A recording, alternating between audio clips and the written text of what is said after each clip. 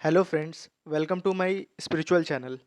ये वीडियो ओशो के द्वारा लिखी गई पुस्तक मैं मृत्यु सिखाता हूँ का 14वां प्रवचन अर्थात 14th चैप्टर है। इससे पहले 13 चैप्टर को मैंने एक एक वीडियो में कवर किया है। पहले आप वो जाके देखिए, उसके बाद ये आप देखेंगे तो आपको एक क्रोनोलॉजिकल ऑर्डर में चीज़ें समझ में आएगी। और जो लोग भी मेरे चैनल पर न्यू आए हैं वो इस चैनल को सब्सक्राइब कर ले तथा वीडियो को लाइक कर ले, क्योंकि इस चैनल पे आपको स्पिरिचुअल रिलेटेड बुक्स और अदर मोटिवेशनल रिलेटेड बुक्स के समरीज और एज इट इज़ आपको चीज़ें जानने को मिलेगी। तो बिना विलंब किए डायरेक्टली चलते हैं ओशो के 14वें प्रवचन पे, जिसका शीर्षक है धर्म की महायात्रा में स्वयं को दांव पर लगाने का साहस। तो जैसे जो लोग मेरा चैनल फॉलो कर रहे हैं उन्हें पता है कि ये किताब में ओशो से पहले कोई प्रश्न पूछता है और उस उत्तर के माध्यम से ओशो अपने ज्ञान को दूसरों तक पहुंचाते हैं। तो वैसे ही प्रश्नोत्तरी जैसा ही रहता है। तो स्टार्ट करते हैं। तो ओशो से किसी ने प्रश्न पूछा है, ओशो, जाति स्मरण अर्थात पिछले जन्मों की स्मृतियों में प्रवेश की विधि पर आपने द्वारका शिविर में चर्चा की है। आपने कहा है कि चित्त को भविष्य की दिशा में पूर्णतः तोड़कर ध्यान की इस शक्ति को अतीत की ओर फोकस करके बहाना चाहिए। प्रक्रिया का क्रम आपने बताया। पहले 5 वर्ष की उम्र की स्मृति में लौटना, फिर 3 वर्ष की, फिर जन्म की स्मृति में, फिर गर्भाधान की स्थिति में, फिर पिछले जन्म की स्मृति में प्रवेश होता है। आपने आगे कहा है कि मैं जाति स्मरण के प्रयोग के पूरे सूत्र नहीं कह रहा हूँ। पूरे सूत्र क्या है? क्या आगे के सूत्र का कुछ स्पष्टीकरण करने की कृपा कीजिए। अर्थात जो भी शिष्य हैं जो ये प्रश्न पूछ रहे हैं, इससे पहले उसने बताया है कि हम अपने पिछले जन्म में कैसे जा सकते हैं, कैसे जान सकते हैं कि पिछले जन्म में हम क्या थे। तो वो ओशो ने इससे पहले जो चैप्टर है उसमें कवर कराया है। तो आप जाके वो देख सकते हैं, उसमें मैंने डिटेल से आपको बताया है जैसे ओशो ने बताया है। तो ये शिष्य ओशो से पूछना चाहते हैं कि आगे, जहाँ तक ओशो ने वहाँ बताना बंद कर दिया था और वहाँ पर कहा था कि इससे ज़्यादा बताना इस शिविर में थोड़ा सा खतरनाक हो सकता है या लोग उसके लिए रेडी नहीं हो सकते हैं, इस कारण से ओशो ने वहाँ नहीं बताया था। तो वो शिष्य जानना चाहते हैं और स्पष्टीकरण जानना चाहते हैं कि और कुछ आगे जानना चाहते हैं। अब ओशो का जवाब देखते हैं। ओशो ने क्या कहा? ओशो कहते हैं कि पिछले जन्म की स्मृतियां प्रकृति की ओर से रोकी गई है। प्रयोजन है उनके रोकने का। जीवन की व्यवस्था में जिसे हम रोज रोज जानते हैं, जीते हैं, उसका भी अधिकतम हिस्सा भूल जाए, यह जरूरी है।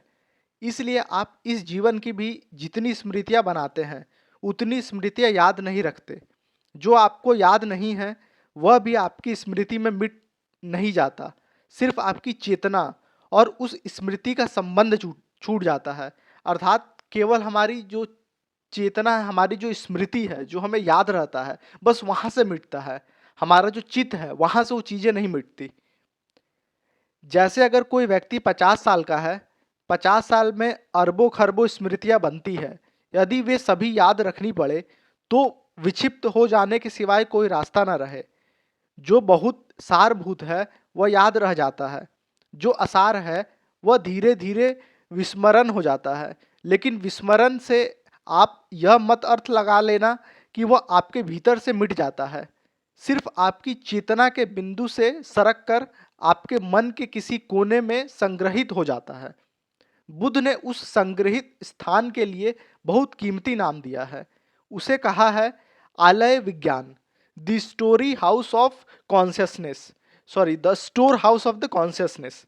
जैसे हमारे घर में एक, सब घरों में एक कबाड़ खाने के लिए फिजूल के चीज़ों को इकट्ठा करने के लिए कमरा होता है, जहाँ जो बेकार हो जाता है हम इकट्ठा कर लेते हैं, जिसे हम लोग स्टोर रूम भी बोलते हैं।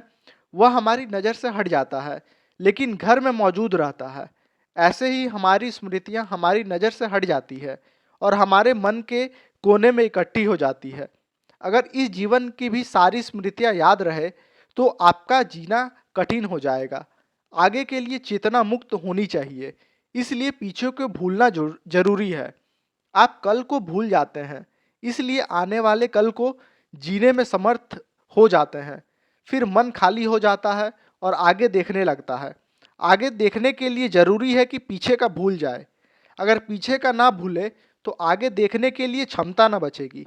और रोज आपके मन का एक हिस्सा खाली हो जाना चाहिए, जिनमें नए संस्कार, नए इंप्रेशन ग्रहण किए जा सके। अन्यथा ग्रहण कौन करेगा? जो अतीत रोज मिटता है, भविष्य रोज आता है, और जैसे ही मनुष्य अतीत बना वह भी मिट जाता है, ताकि हम आगे के लिए फिर मुक्त हो जाएं। ऐसी मन की व्यवस्था है। एक जन्म की भी पूरी स्मृति हमें नहीं होती।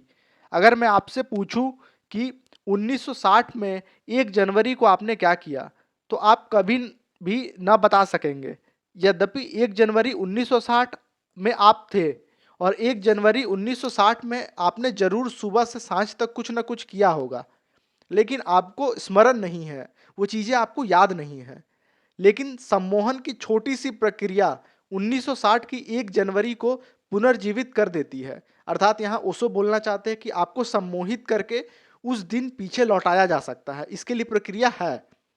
अगर आपको सम्मोहित किया जाए और आपकी चेतना को का जो हिस्सा जागा हुआ है वह सुला दिया जाए, और फिर आपसे कहा जाए कि 1 जनवरी 1960 को आपने क्या किया, तो आप सुबह से लेकर सांझ तक सब बता देंगे। एक युवक पर मैं बहुत दिनों तक प्रयोग करता था, लेकिन यह बड़ी मुश्किल बात थी कि मैं कैसे पक्का करूं कि वह जो कह रहा है वह सच में 1 जनवरी 1960 को हुआ होगा। सम्मोहित अवस्था में वह सब बोल देता है कि मैंने यह किया। जागने पर वह तो सब भूल गया होता है। अब मेरे लिए बड़ी कठिनाई थी कि यह कैसे तय किया जाए कि वह सच में ही 1 जनवरी 1960 में सुबह 9 बजे स्नान किया था। अर्थात ओशो बताते हैं कि अगर आज किसी को सम्मोहित करके अगर हम जानना चाह रहे हैं कि पिछले एक पर्टिकुलर डे में उसने क्या किया था, तो उसे वो ऑथेंटिकेट कैसे करेंगे, उसे वो कैसे जानेंगे कि एग्जैक्टली वही उस दिन में जो वो बोल रहा है वो सच है। तो ये समस्या थी। तब फिर एक ही रास्ता था कि मैंने एक दिन सुबह से सांझ तक उसने जो भी किया वह सब लिख कर रख लिया।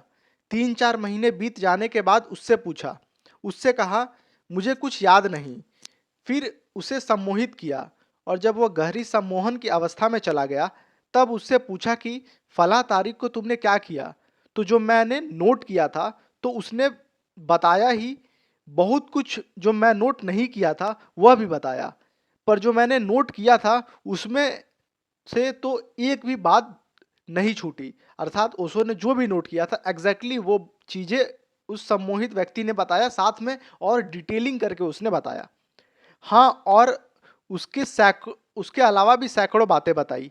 स्वभावतः मैं पूरी बातें नोट नहीं कर सकता था, जो मेरे ख्याल में था और दिखाई पड़ा था वह नोट कर लिया था। सम्मोहन की अवस्था में कितने ही गहरे व्यक्ति को उतारा जा सकता है। सम्मोहन की अवस्था में लेकिन दूसरा उतरेगा और आप बेहोश होंगे। आपको खुद कुछ पता नहीं चलेगा। सम्मोहन की अवस्था में आपको पिछले जन्मों में भी ले जाया जा सकता है, लेकिन वह आपकी मूर्छा की ही हालत होगी। जाति स्मरण और सम्मोहन की प्रक्रिया में इतना ही फर्क है कि जाति स्मरण में आप होशपूर्वक अपने पिछले जन्मों में जाते हैं, और सम्मोहन की प्रक्रिया में आप बेहोशी में पिछले जन्मों में ले जाए जाते हैं। लेकिन ये दोनों प्रक्रियाएं का अगर प्रयोग किया जाए तो वैलिडिटी बहुत कम हो जाती है। एक व्यक्ति को हम बेहोश करके सम्मोहन की अवस्था में उसके पिछले जन्मों के बारे में, उसके संबंध में पूछ सकते हैं, और उसे आप लिख डालो। फिर उसे होश पूर्वक उसके ध्यान में ले जाएं, और अगर वह वही ध्यान में भी कह सके तो आपके पास ज्यादा प्रमाण हो सकता है इकट्ठा। दो मार्गों में से एक ही स्मृति को उठाया जा सकता है। उठाने की जो प्रक्रिया है ऐसे सरल है, लेकिन उसमें अपने खतरे हैं। इसलिए पूरे सूत्र मैंने नहीं कहे हैं। पूरे सूत्र नहीं कहे जा सकते। कोई प्रयोग करना चाहे तो उससे कहे जा सकते हैं। सामान्य रूपेण पूरे सूत्र नहीं कहे जा सकते, लेकिन फिर भी पूरी प्रक्रिया कही जा सकती है एक सूत्र बनाकर, जो उसको किया नहीं जा सकता। हमारी चेतना, जैसा मैंने कल कहा, हमारे संकल्प से गतिमान होती है। जब आप ध्यान में बैठे और जब गहरे ध्यान में जाने लगे, तब एक संकल्प करके बैठे कि मैं ध्यान की अवस्था में 5 साल का हो जाऊंगा, और वह सकूं जो 5 साल में हुआ था। तो आप अचानक पाएंगे गहरे ध्यान में जाकर कि आपकी उम्र 5 साल हो गई, और 5 साल में जो हुआ था उसे आप जान रहे हैं। अभी पहले की जन्मों में इस प्रयोग को करें। जैसे जैसे यह प्रयोग साफ और गहरा होने लगे और पीछे लौटना संभव होता चला जाए, जो कि कठिन नहीं है, तो माँ के गर्भ की स्मृतियाँ भी जगाई जा सकती है। अगर आप गर्भ में थे और माँ गिरी पड़ी हो, तो उसकी चोट की स्मृति भी आपकी स्मृति है। आप गर्भ में थे और माँ दुखी हुई हो, तो उसके दुख की स्मृति भी आपकी स्मृति है।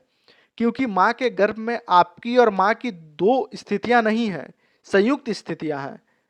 तो जो माँ का अनुभव हुआ है गहरे में, वह आपका अनुभव भी बन गया, वह आपको भी ट्रांसफर हो गया, अर्थात आप दोनों एक हैं, दोनों का अनुभव एक है। इसलिए माँ के चित्त की दशा 9 महीने में बच्चों को निर्माण करने में बड़ा भारी काम करती है। और ठीक अर्थों में माँ वह नहीं है जिसने सिर्फ बच्चे को पेट में रखा है, माँ वह भी है जिसने उसे चेतना की भी विशेष दिशा दी है। सिर्फ पेट में रखना तो जानवर की माँ को भी संभव हो जाता है, वह जो पशु भी कर लेते हैं, और आज नहीं तो कल मशीन भी कर लेगी। कोई बहुत कठिन बात नहीं है कि बच्चे मशीन में बड़े हो सके। आर्टिफिशियल वूम बनाया ही जा सकता है, क्योंकि माँ के पेट में जो इंतजाम है वह एक बिजली के यंत्र में भी किया जा सकता है, अर्थात इलेक्ट्रॉनिक डिवाइस में भी किया जा सकता है, जो आज के केस में हम लोग देख रहे हैं, जो कि हो भी रहा है। उतनी गर्मी, उतनी पानी, वह सब दिया जा सकता है। आज नहीं तो कल बच्चे माँ के पेट से हटाकर मशीन के पेट में रख दिए जाएंगे, लेकिन उनकी माँ होने का काम पूरा नहीं होता। अर्थात ये जब किताब लिखी गई थी तो उस समय ये टेक्नोलॉजी नहीं था, तो ओशो एक भविष्यवाणी कर रहे हैं कि भविष्य में ऐसा चीज होता है। अगर हम आज के नज़रिए से देखें तो ऐसे चीज़ें अवेलेबल है, ऐसे मशीन्स अवेलेबल हैं, ऐसे टेक्नोलॉजी अवेलेबल है। तो ये भविष्य के बारे में बता रहे थे ओशो, जो कि अभी सच है। आगे ओशो कहते हैं कि शायद माँ होने का काम पृथ्वी पर बहुत कम माताओं ने किया है। माँ होने का काम बहुत बड़ा काम है। वह है 9 महीने तक उस बच्चे की चेतना को एक विशेष दिशा देना। अगर माँ क्रोधित है उन 9 महीने में, और फिर कल बच्चा जब क्रोधी पैदा हो, तो दिन रात उसको डांटेगी, डपटेगी कि किसने बिगाड़ दिया, पता नहीं किस किस कुसंग में पड़ गया है।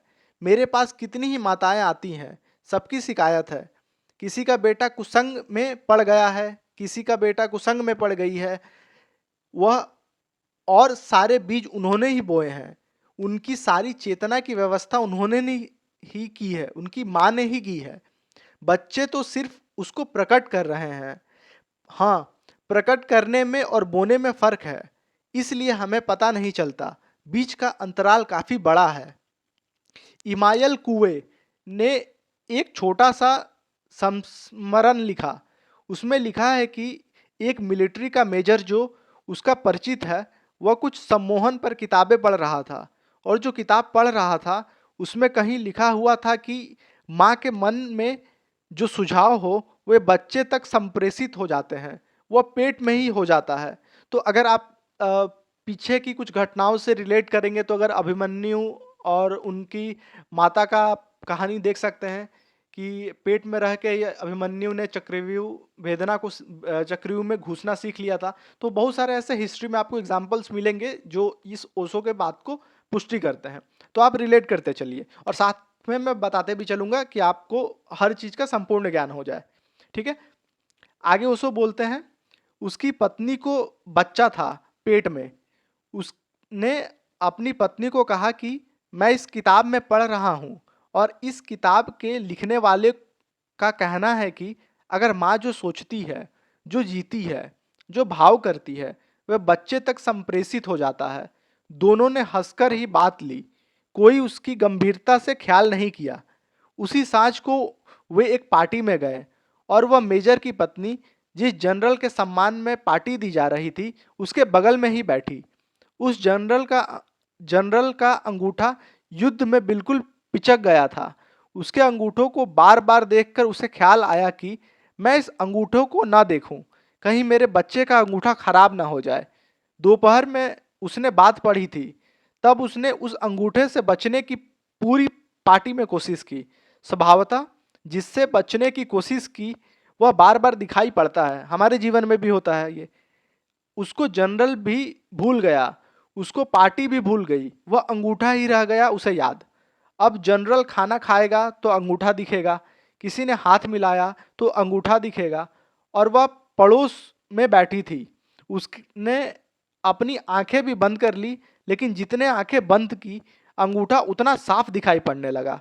आंखें बंद करके कोई चीज साफ देखनी हो तो बड़ी सुविधा होती है। वह बहुत घबरा गई, वह बेचैन हो गई। उस पार्टी में 2-3 घंटे अंगूठा ही उसका सत्संग रहा। रात में वह 2-4 दफे चौंक कर उठी और सुबह उसने अपने पति को कहा कि तुमने वह किताब कहाँ से पढ़ी? मैं बड़ी मुसीबत में पड़ गई हूँ। मुझे यह भय सवार हो चुका है कि कहीं मेरे बच्चे का अंगूठा वैसा ना हो जाए। उसने पति से कहा, और उसके पति ने यह सुनकर उनसे कहा कि पागल हो गई हो तुम क्या? इन किताबों में क्या रखा हुआ है? ऐसा कोई ने लिख दिया तो हो जाएगा? मतलब आश्चर्यचकित होकर या क्वेश्चन के माध्यम से उसने कहा कि क्या ऐसा हो, जो भी किताब में लिखा रहेगा वो हो जाएगा? मतलब ये हो नहीं सकता। उसका वो नकारात्मक वे से बता रहा था कि ऐसा हो नहीं सकता। छोड़ो इस बातों को। लेकिन वह पत्नी नहीं छोड़ पाई। असल में जिस चीज को भी हम छोड़ने के लिए कहा जाए, छोड़ना मुश्किल हो जाता है। पति ने जितना उसे कहा कि छोड़ो इस बात को, भूलो इस बात को, जानते हैं आप, जिसको भूलना हो उसे कभी नहीं भूल सकते। असल में भूलने की कोशिश में भी 2-4 बार याद करना पड़ता है कि हमें भूलना क्या है। वह याद होता चला जाता। अगर किसी को भूलना है तो कम से कम याद तो करना ही पड़ेगा भूलने के लिए, और जितनी बार भूलने के लिए याद करना पड़ेगा वो उतना ही मजबूत होता चला जाएगा। तो ये नियम आपके डे टू डे लाइफ में ही पता चलता है कि कुछ चीज़ों को आप भूलना चाहते हैं या कुछ चीज़ों से फोकस हटाना चाहते हैं, तो आप देखेंगे कि आपका फोकस बार बार उन्हीं चीज़ों पर पड़ते रहता है। तो सबसे बेस्ट तरीका है किसी चीज़ को भूलने का कि उसे भूलने की कोशिश ना करें, अपना ध्यान किसी और चीज़ में लगाएं।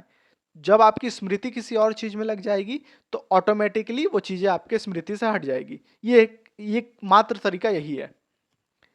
तो आगे ओशो कहते हैं कि जैसे जैसे दिन उसके बढ़ने लगे और बच्चे का जन्म करीब आने लगा, अंगूठा भारी पड़ने लगा। वह उसे भूलने की कोशिश में लग गई, लेकिन भूलना मुश्किल हो गया। जब उसके प्रसव की पीड़ा हो रही थी और बच्चे का जन्म हो रहा था, तब बच्चा उसके ख्याल में नहीं था, अंगूठा ही था। और इतनी अद्भुत घटना घटी कि बच्चा ठीक पिछले अंगूठे का ही पैदा हुआ। और जब बच्चे का और जनरल के अंगूठे के फोटो मिलाए गए तो वो एक दूसरे के कॉपी थे। यह माँ ने इस बच्चे को अंगूठा दे दिया। सब माताएं अपने बच्चे को अपने अंगूठे दे रही है। अपने अंगूठे दे रही है, इसका मतलब उस समय जो संस्कार, उस समय जो माँ की मनोभावना है, माँ का जो स्वभाव है, तो वो बच्चे में प्रकट होता है। तो इस अंगूठे के माध्यम से ओशो बताना चाहते हैं कि जैसे इस कहानी में अंगूठे का जो भाग था, अंगूठे का जो संस्मरण था जो बच्चे को मिला, वैसे ही दूसरी माताएं भी अनजाने में बहुत चीजें अपने बच्चे को दे रही है और बाद में आश्चर्यचकित होती है कि ये उनके बच्चे में आया कैसे। तो ये ओशो बताना चाह रहे। सबके पास अलग अलग ढंग के अंगूठे हैं, वो उनको मिल जाते हैं। तो पहले जो स्मरण करना पड़ेगा जन्म तक। अब फिर ओशो प्रश्न पे आ जाते हैं कि कैसे पिछले जन्म में हम जाए। तो आगे बोलते हैं ओशो कि पहले तो स्मरण करना पड़ेगा जन्म तक, जन्म के दिन तक। लेकिन वह असली जन्मदिन नहीं है। असली जन्मदिन तो उस दिन है जिस दिन गर्भाधान शुरू होता है, जिसको हम जन्मदिन कहते हैं। वह जन्म के 9 महीने बाद का दिन है। वह ठीक जन्मदिन नहीं है।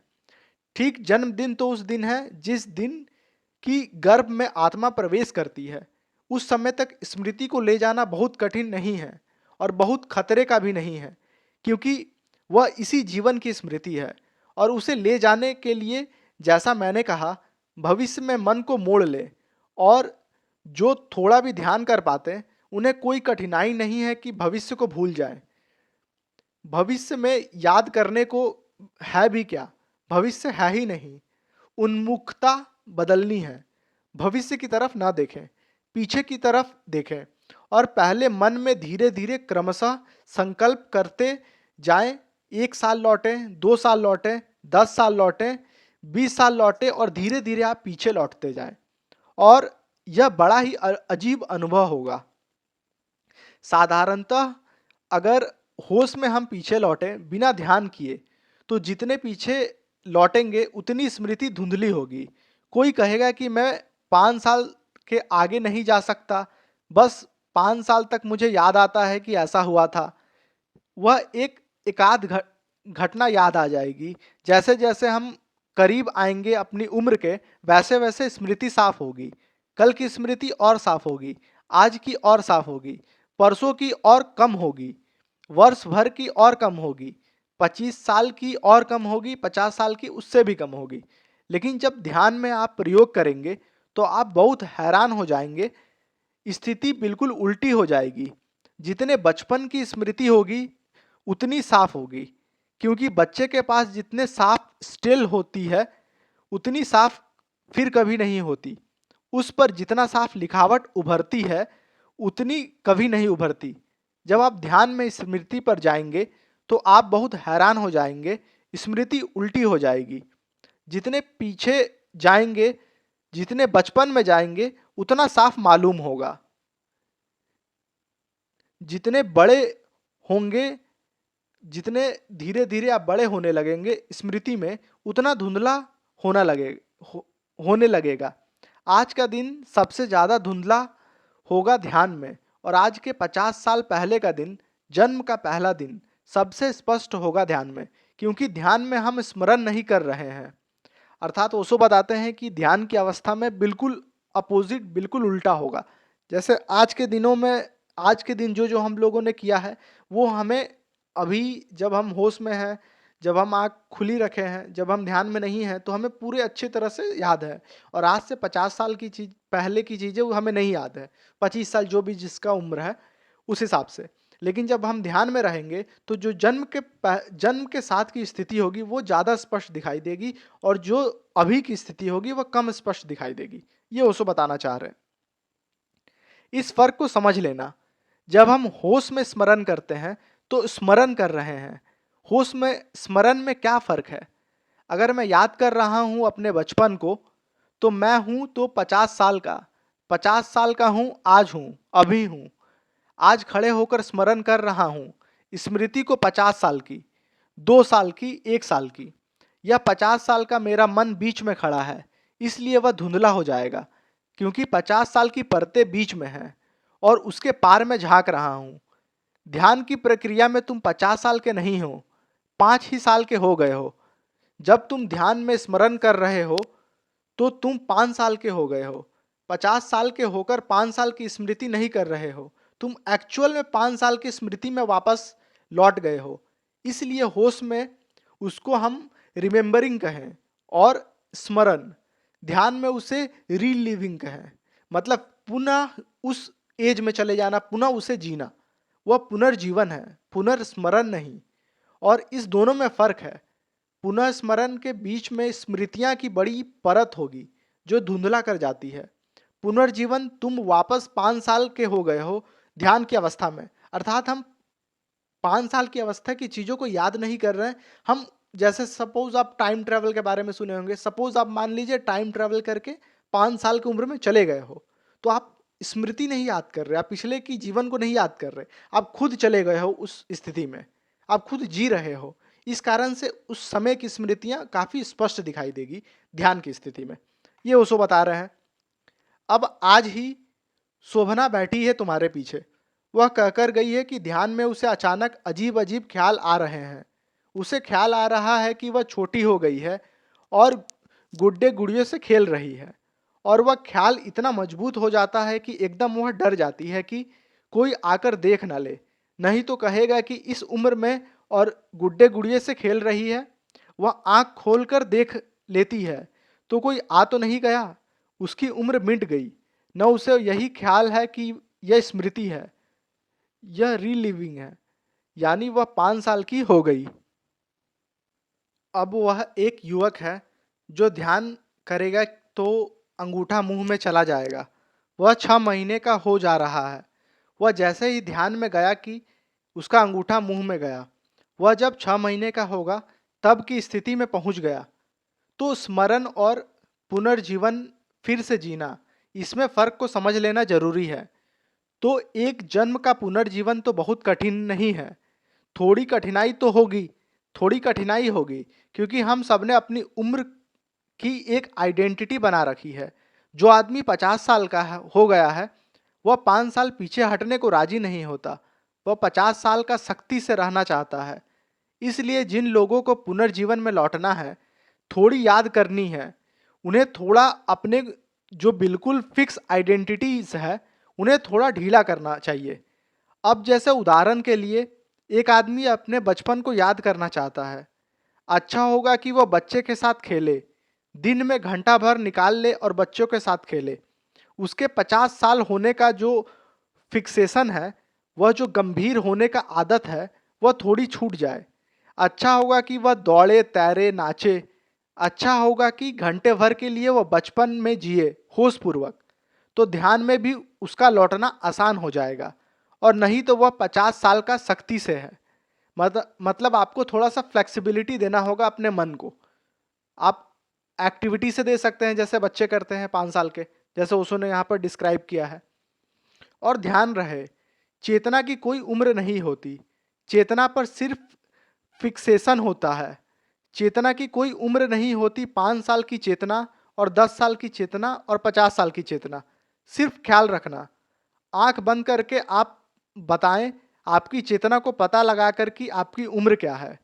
तो आंख बंद करके आप कुछ भी ना बता पाएंगे।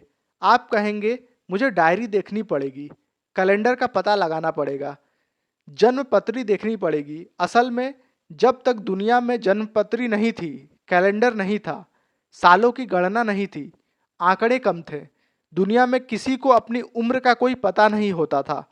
आज भी आदिवासी हैं जिन्हें आप जाकर पूछे कि कितनी उम्र है, तो वे बड़ी मुश्किल में पड़ जाएंगे, क्योंकि कुछ की संख्या 15 पर ख़त्म हो जाती है, किसी की 10 पर ख़त्म हो जाती है, किसी की 5 पर ख़त्म हो जाती है।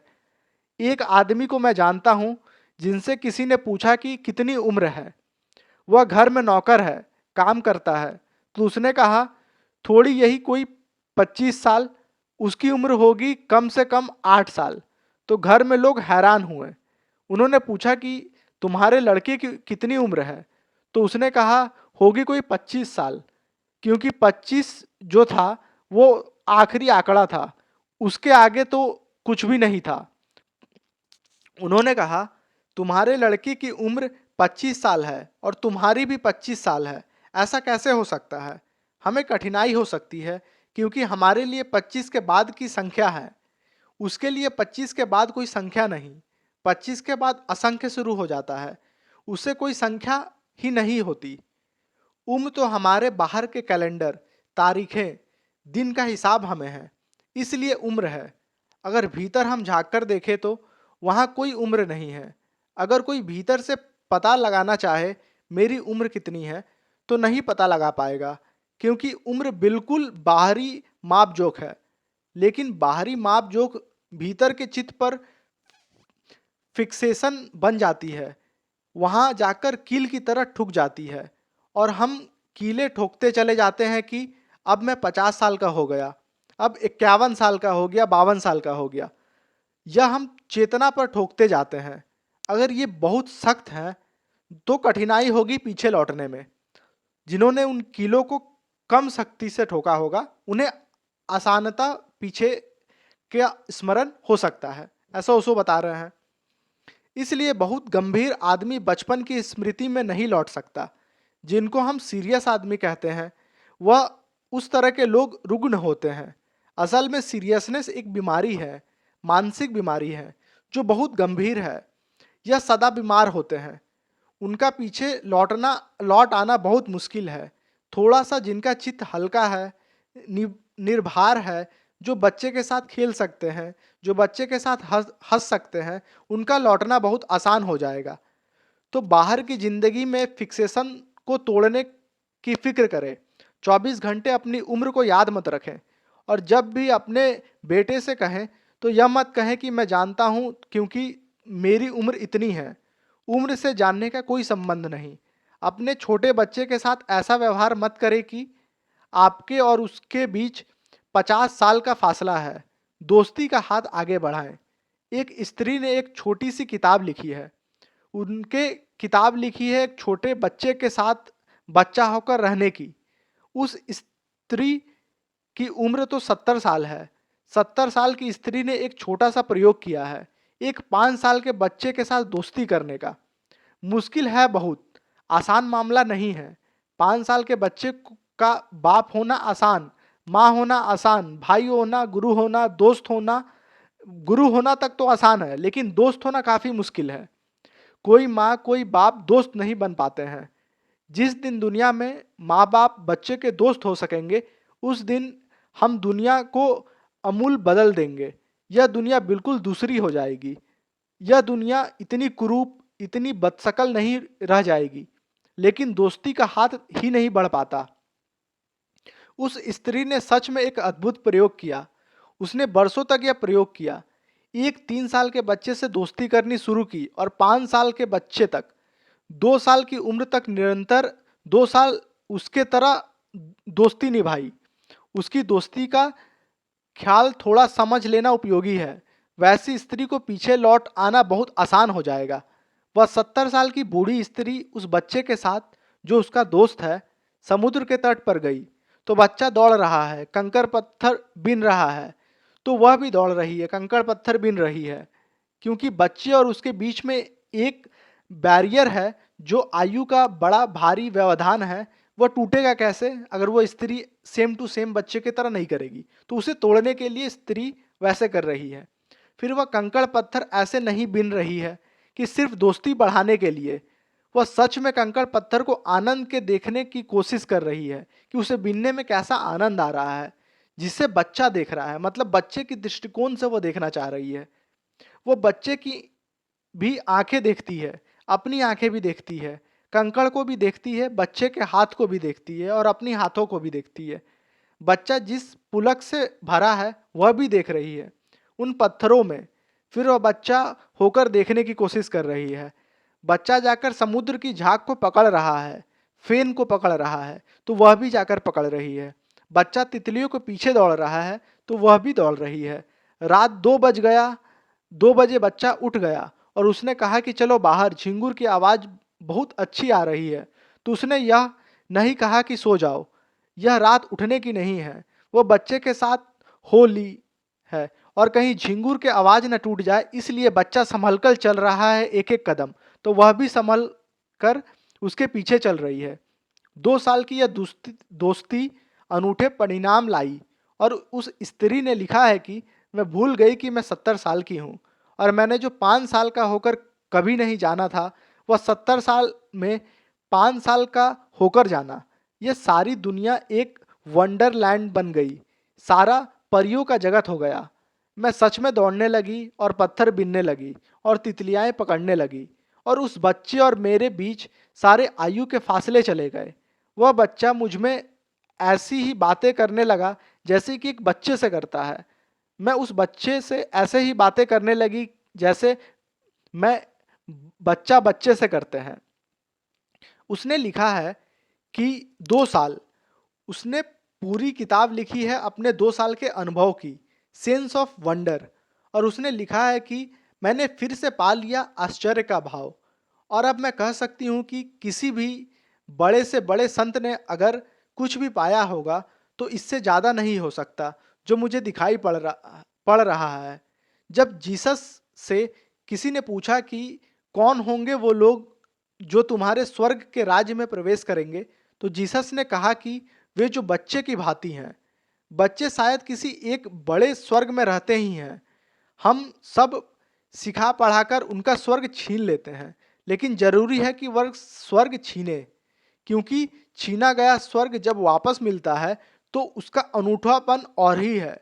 लेकिन वापस बहुत कम लोगों को ही मिल पाता है। पैराडाइज लास्ट की हालत को बहुत लोगों की जिंदगी में होती है। पैराडाइज रिंगेड की हालत बहुत कम लोगों की जिंदगी में आती है। खोते तो हम सब हैं स्वर्ग को, लेकिन उस स्वर्ग को वापसी नहीं हो पाती। अगर मरते मरते तक कोई फिर बच्चा हो जाए तो स्वर्ग वापस लौट आता है।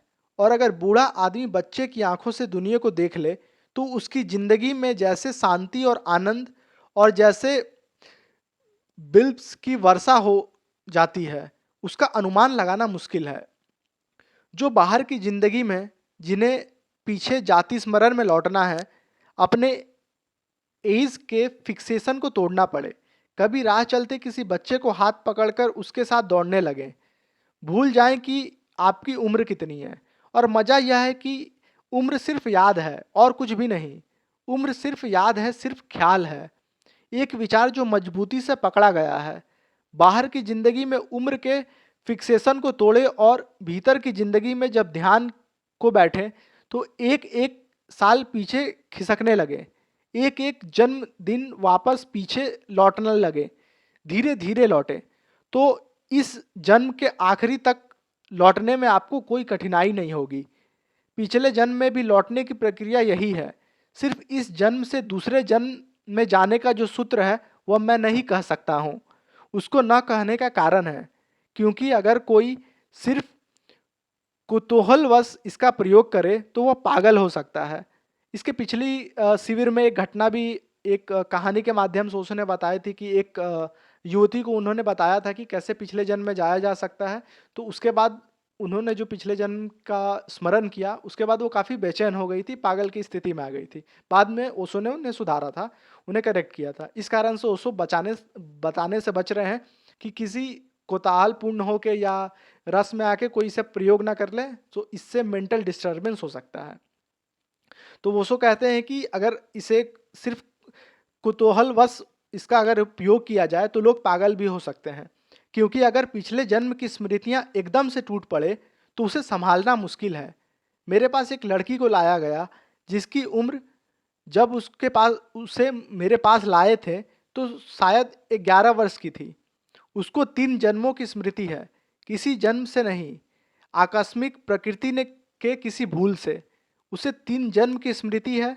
प्रकृति बहुत इंतजाम करती है कि पिछले जन्मों की पूरी परत को दबा देती है और इस जन्म की स्मृतियों उस परत को पार बननी शुरू होती है।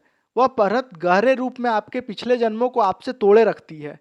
इसलिए जिन मुल्कों में यह ख्याल है, जैसे मुसलमान मुल्कों में या ईसाई मुल्कों में, कि पिछला जन्म नहीं होता है, तो मुल्कों में यह ख्याल है कि पिछला जन्म नहीं होता है, उन मुल्कों में पिछले जन्म की स्मृतियों के बच्चे नहीं पैदा होते, क्योंकि उस तरफ ध्यान ही नहीं जाता।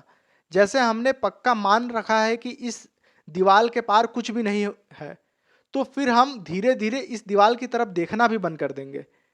लेकिन इस देश में, जैनों में, बुद्धों में, हिंदुओं में कितना ही मतभेद हो, एक बात में मतभेद नहीं है, वह है पिछले जन्म का अस्तित्व।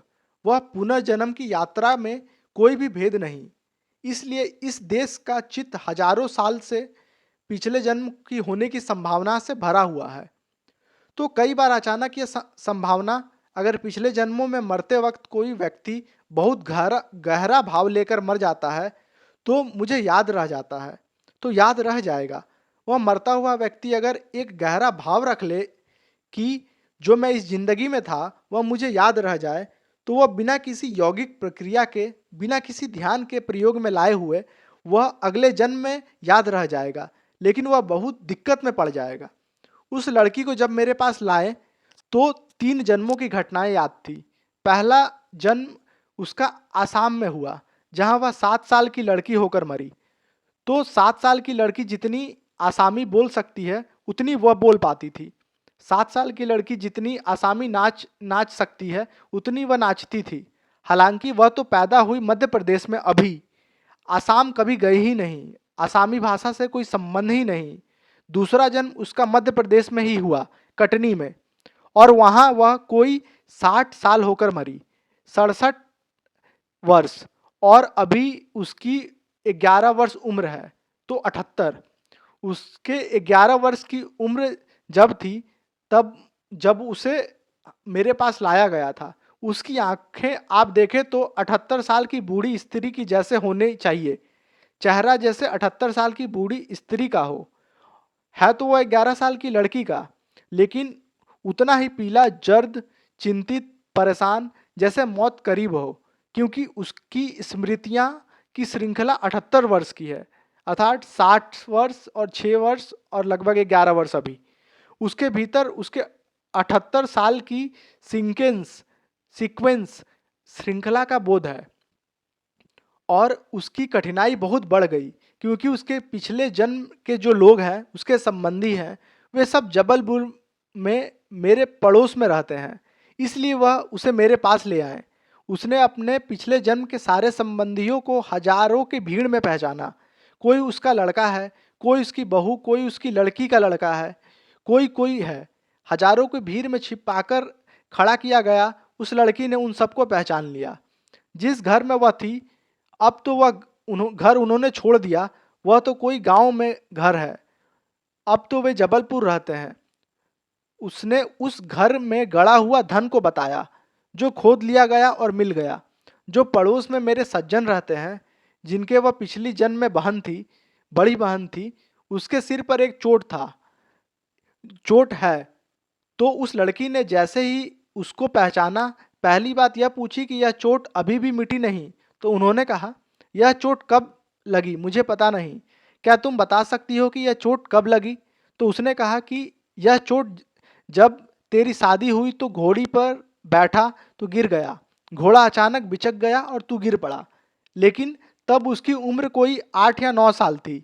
उस समय शादियाँ थोड़ी जल्दी होती थी, तो तब उसकी उम्र 8 या 9 साल थी। तब उसकी शादी हुई थी, तो उसे वह याद नहीं है। तब इस बात का पता लगवाया गया उसके गांव में कि किसी को कि इस बात की पुष्टि कर ली जाए कि वह सच बोल रही है कि नहीं। और इस बात की पुष्टि हो गई और एक बूढ़ी औरत ने इस बात की गवाही दी कि हाँ, यह लड़का गिरा था और इसे चोट भी लगी थी और यह घोड़े के गिरने से ही इसकी चोट है, हालांकि इसको खुद याद नहीं है। इस लड़की के पिता को मैंने कहा कि इसकी स्मृतियां भुला देने के उपाय करें। मैं इसे थोड़ा सहयोगी हो सकता हूँ। इसे ले आए तो इसकी स्मृति 7 दिन में भुला दी जाए, अन्यथा यह लड़की मुश्किल में पड़ जाएगी। उसकी कठिनाई बहुत थी क्योंकि न तो वो स्कूल में पढ़ सकती थी, क्योंकि 78 साल की बूढ़ी स्त्री को आप स्कूल में भर्ती कर सकते हैं, वह कुछ सीख नहीं सकती क्योंकि वह सीखी हुई है। वह खेल नहीं सकती लड़की। उसका बचपन जैसे कोई चीज ही नहीं है, क्योंकि खेले कैसे? 78 साल की बूढ़ी औरत कैसे खेले? वह गंभीर है। वह घर में हर एक की आलोचना करती है।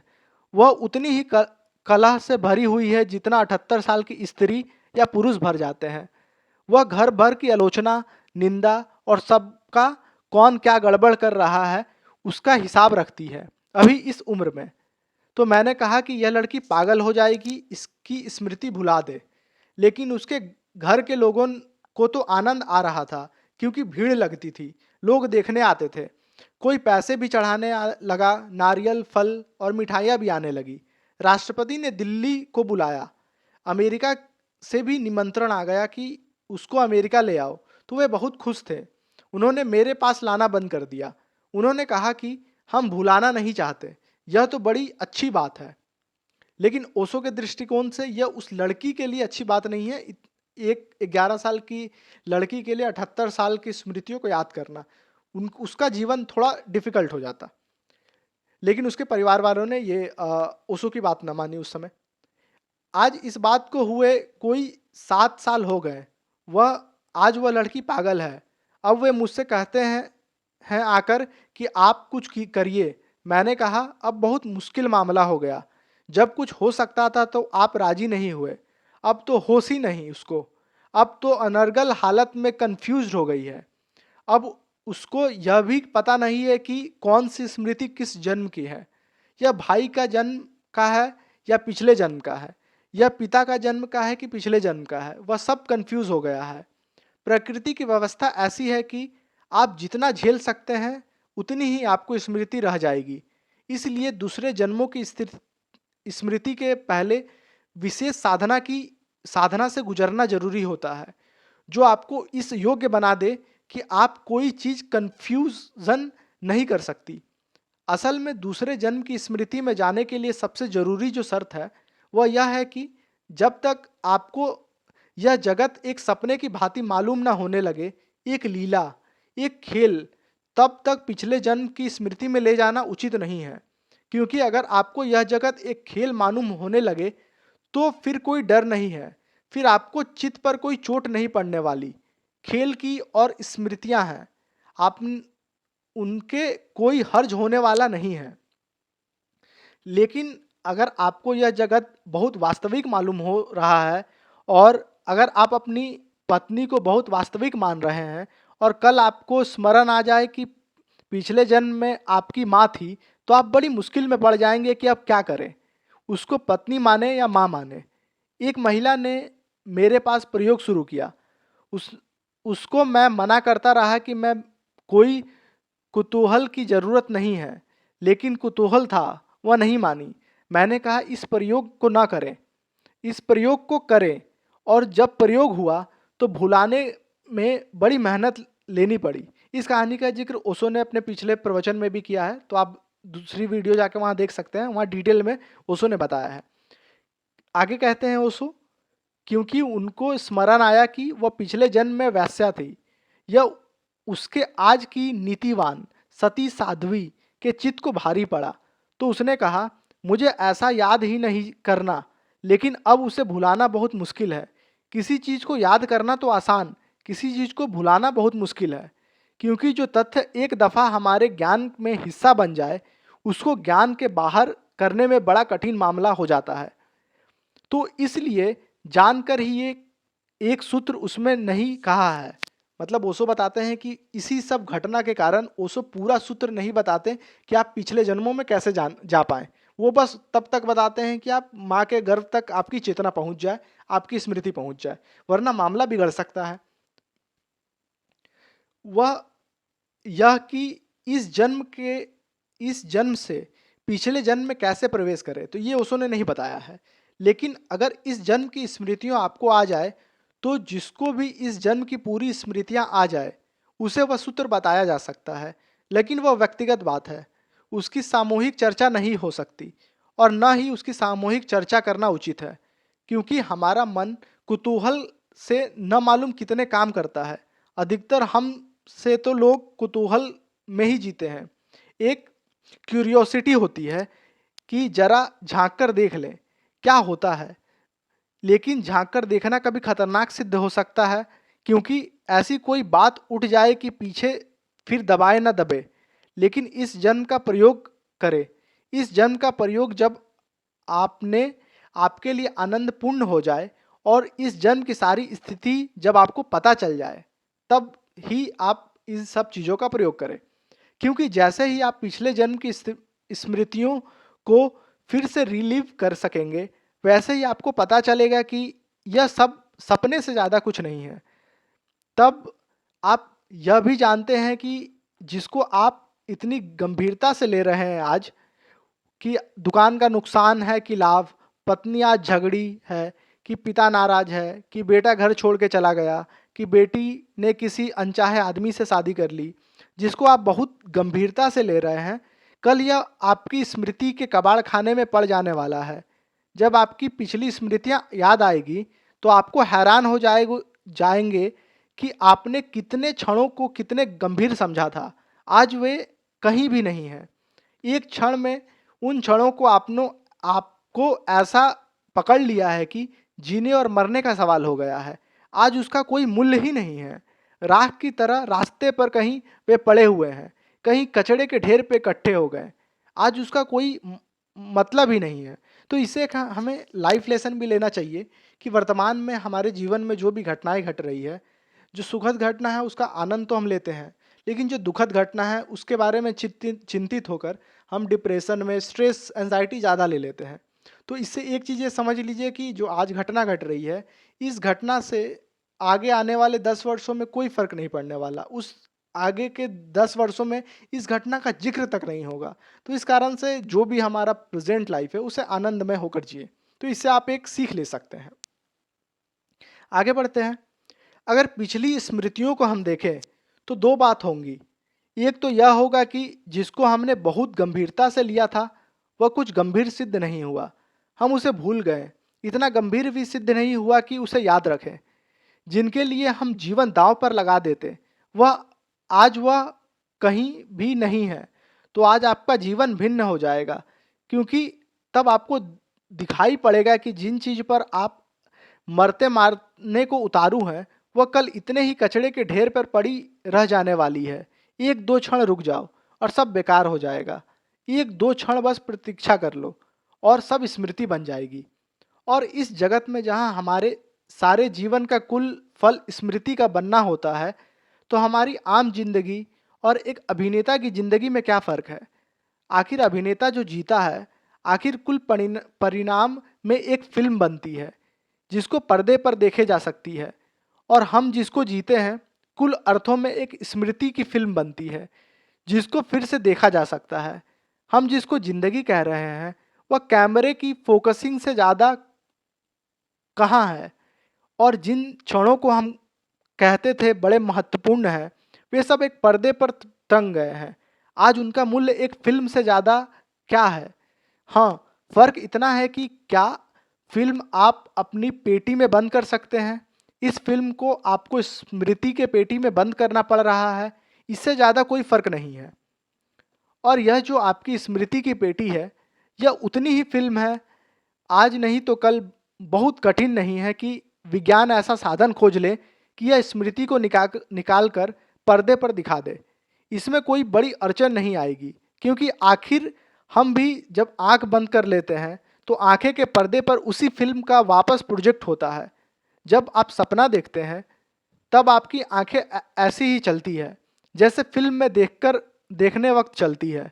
अगर कोई सपना देख रहा है तो उसके दोनों पलकों पर अंगुली रखकर पता लगाया जा सकता है कि इस वक्त सपना देख रहा है या नहीं देख रहा, क्योंकि उसकी पुतली भीतर अगर चलती है तो समझो कि वह सपना देख रहा है, अगर नहीं चलती तो समझो सपना नहीं देख रहा। पलक के ऊपर से ही पता चल जाएगा कि पुतली अंदर नीचे ऊपर हो रही है। वह पूरे वक्त देख रहा है कुछ। वह जो देख रहा है, क्या देख रहा है? एक फिल्म ही तो देख रहा है। अर्थात हमारा जीवन भी एक फिल्म की तरह है, अगर आप थोड़ी गंभीरता, थोड़ी गहराई से सोचने की कोशिश करें। जब ध्यान में आप पिछले वर्षों का भी स्मरण कर सकें, और जाति स्मरण का प्रयोग इसलिए था। असल में महावीर और बुद्ध तो किसी व्यक्ति को दीक्षा नहीं देते थे तब तक उसको जाति स्मरण न करवा ले, और इसलिए आज का जो दीक्षित साधु है, न तो दीक्षित है न साधु है, वह दोनों ही बातें नहीं है, उसको कुछ पता ही नहीं है। अब एक जैन मुनि मेरे पास आए कुछ दिन हुए, और उन्होंने मुझे आकर कहा कि मुझे ध्यान सिखाइए। मैं आचार्य तुलसी का साधु हूँ, उसने मैंने दीक्षा ली है। अब मैं उनसे पूछना चाहता हूँ कि आचार्य तुलसी से दीक्षा ली तो ध्यान नहीं सीखा तो क्या सीखा? दीक्षा किस लिए ली? दीक्षा का मतलब ही क्या होता है?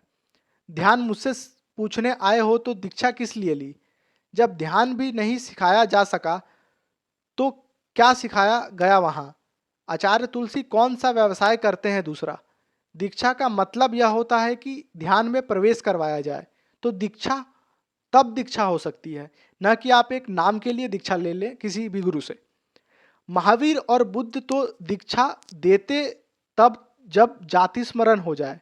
जाति स्मरण अर्थात पिछले जन्मों का स्मरण हो जाए, क्योंकि महावीर का कहना यह था कि जब तक पिछले जन्म का स्मरण ना आ जाए तब तक तुम जिंदगी के प्रति गंभीरता का भाव छोड़ ही नहीं सकते। एक दफ़ा एक आदमी को याद आ जाए कि मैंने पिछले वक्त भी एक स्त्री को प्रेम किया था, और उसने भी कहा था कि तेरे बिना एक क्षण भी नहीं जी सकता। उससे पहले भी एक स्त्री को प्रेम किया था, उसने भी यही कहा था। उससे पहले भी एक स्त्री को प्रेम किया था, उसने भी यही कहा था। आदमी होने से पहले जानवर था, तब मादाओं से कहा था कि तेरे बिना एक दिन भी नहीं जी सकता। पक्षी था, तब किसी और से कहा था। यही कहता रहा हूँ, यह कोई आज नहीं कह रहा। जो जब आज ऐसा आदमी किसी स्त्री के कहने जाएगा तो तेरे बिना नहीं जी सकता, तब उसे हंसी आ जाएगी, क्योंकि वो पहले से जाति स्मरण करके जान चुका है कि ये रिपीटेटिव है, क्योंकि वह मजे से जी सकता है, वह बहुत जन्मों से जी रहा है।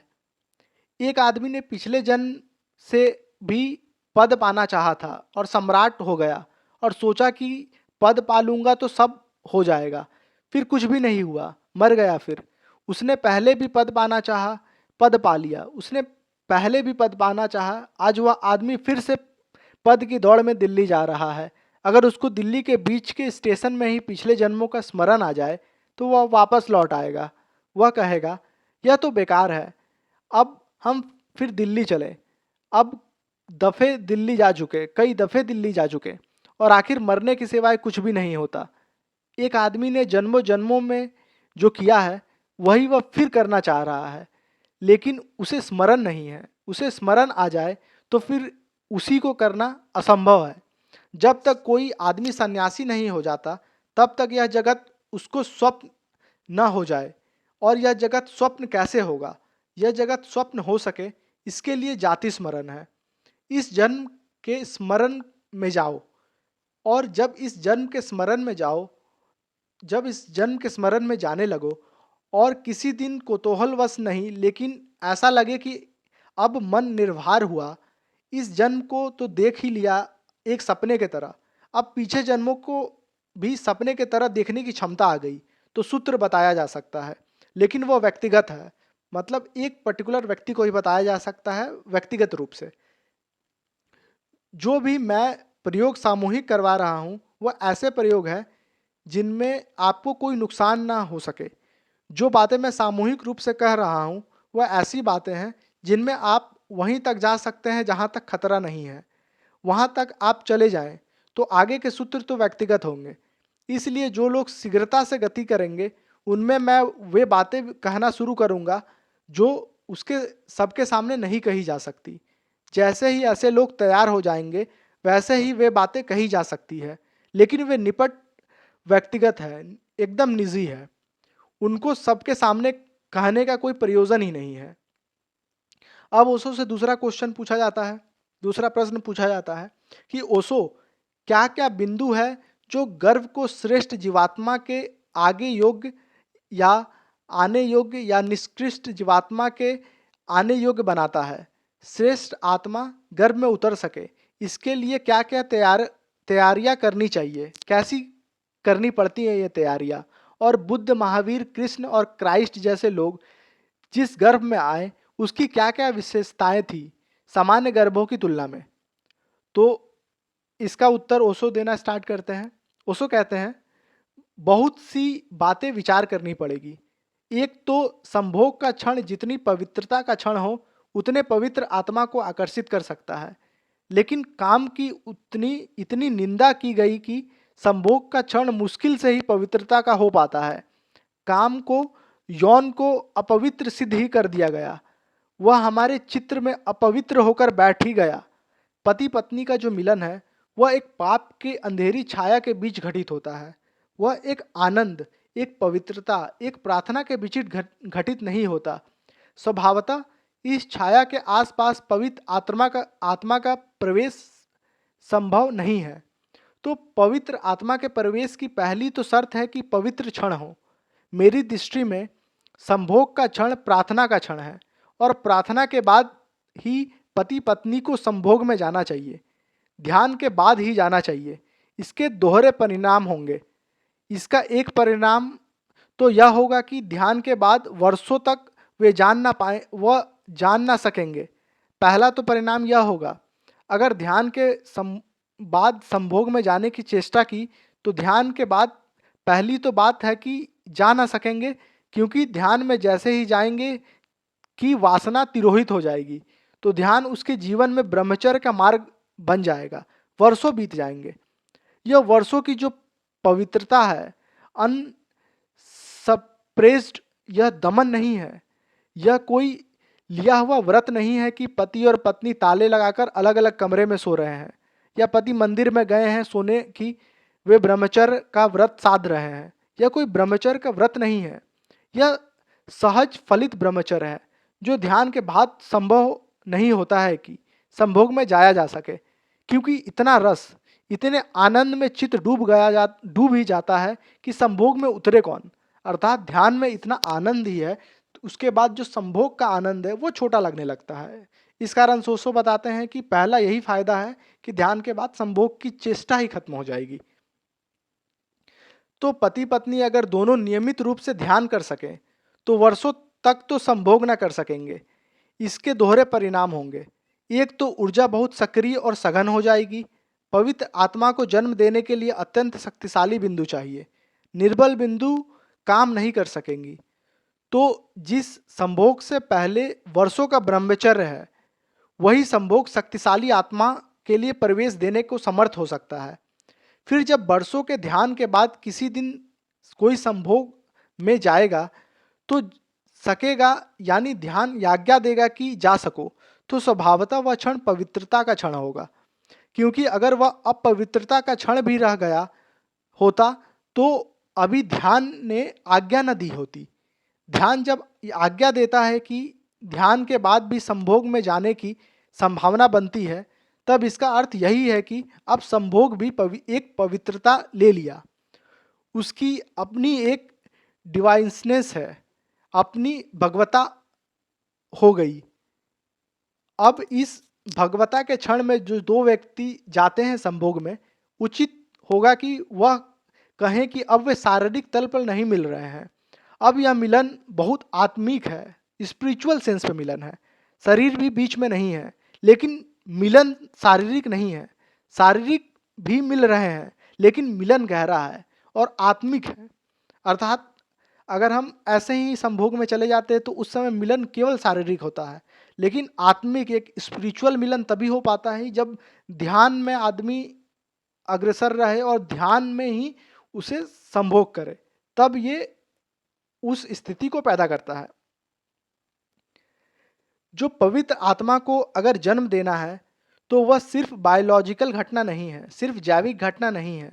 दो शरीर के मिलने से तो सिर्फ हम एक शरीर को जन्म देने की सुविधा देते हैं, लेकिन जब दो आत्माएं भी मिलती है तब एक विराट आत्मा को उतरने की सुविधा देती है। महावीर या बुद्ध के जन्म इसी तरह के जन्म है। जीसस का जन्म तो और भी अद्भुत है। इनके संबंध में थोड़ी बात समझ लेना उचित है। महावीर या बुद्ध के जन्म पूर्व घोषित जन्म है, जिनकी प्रतीक्षा वर्षों से की जा रही है और पूर्व घोषणाएं ने सब सूचनाएं दी है।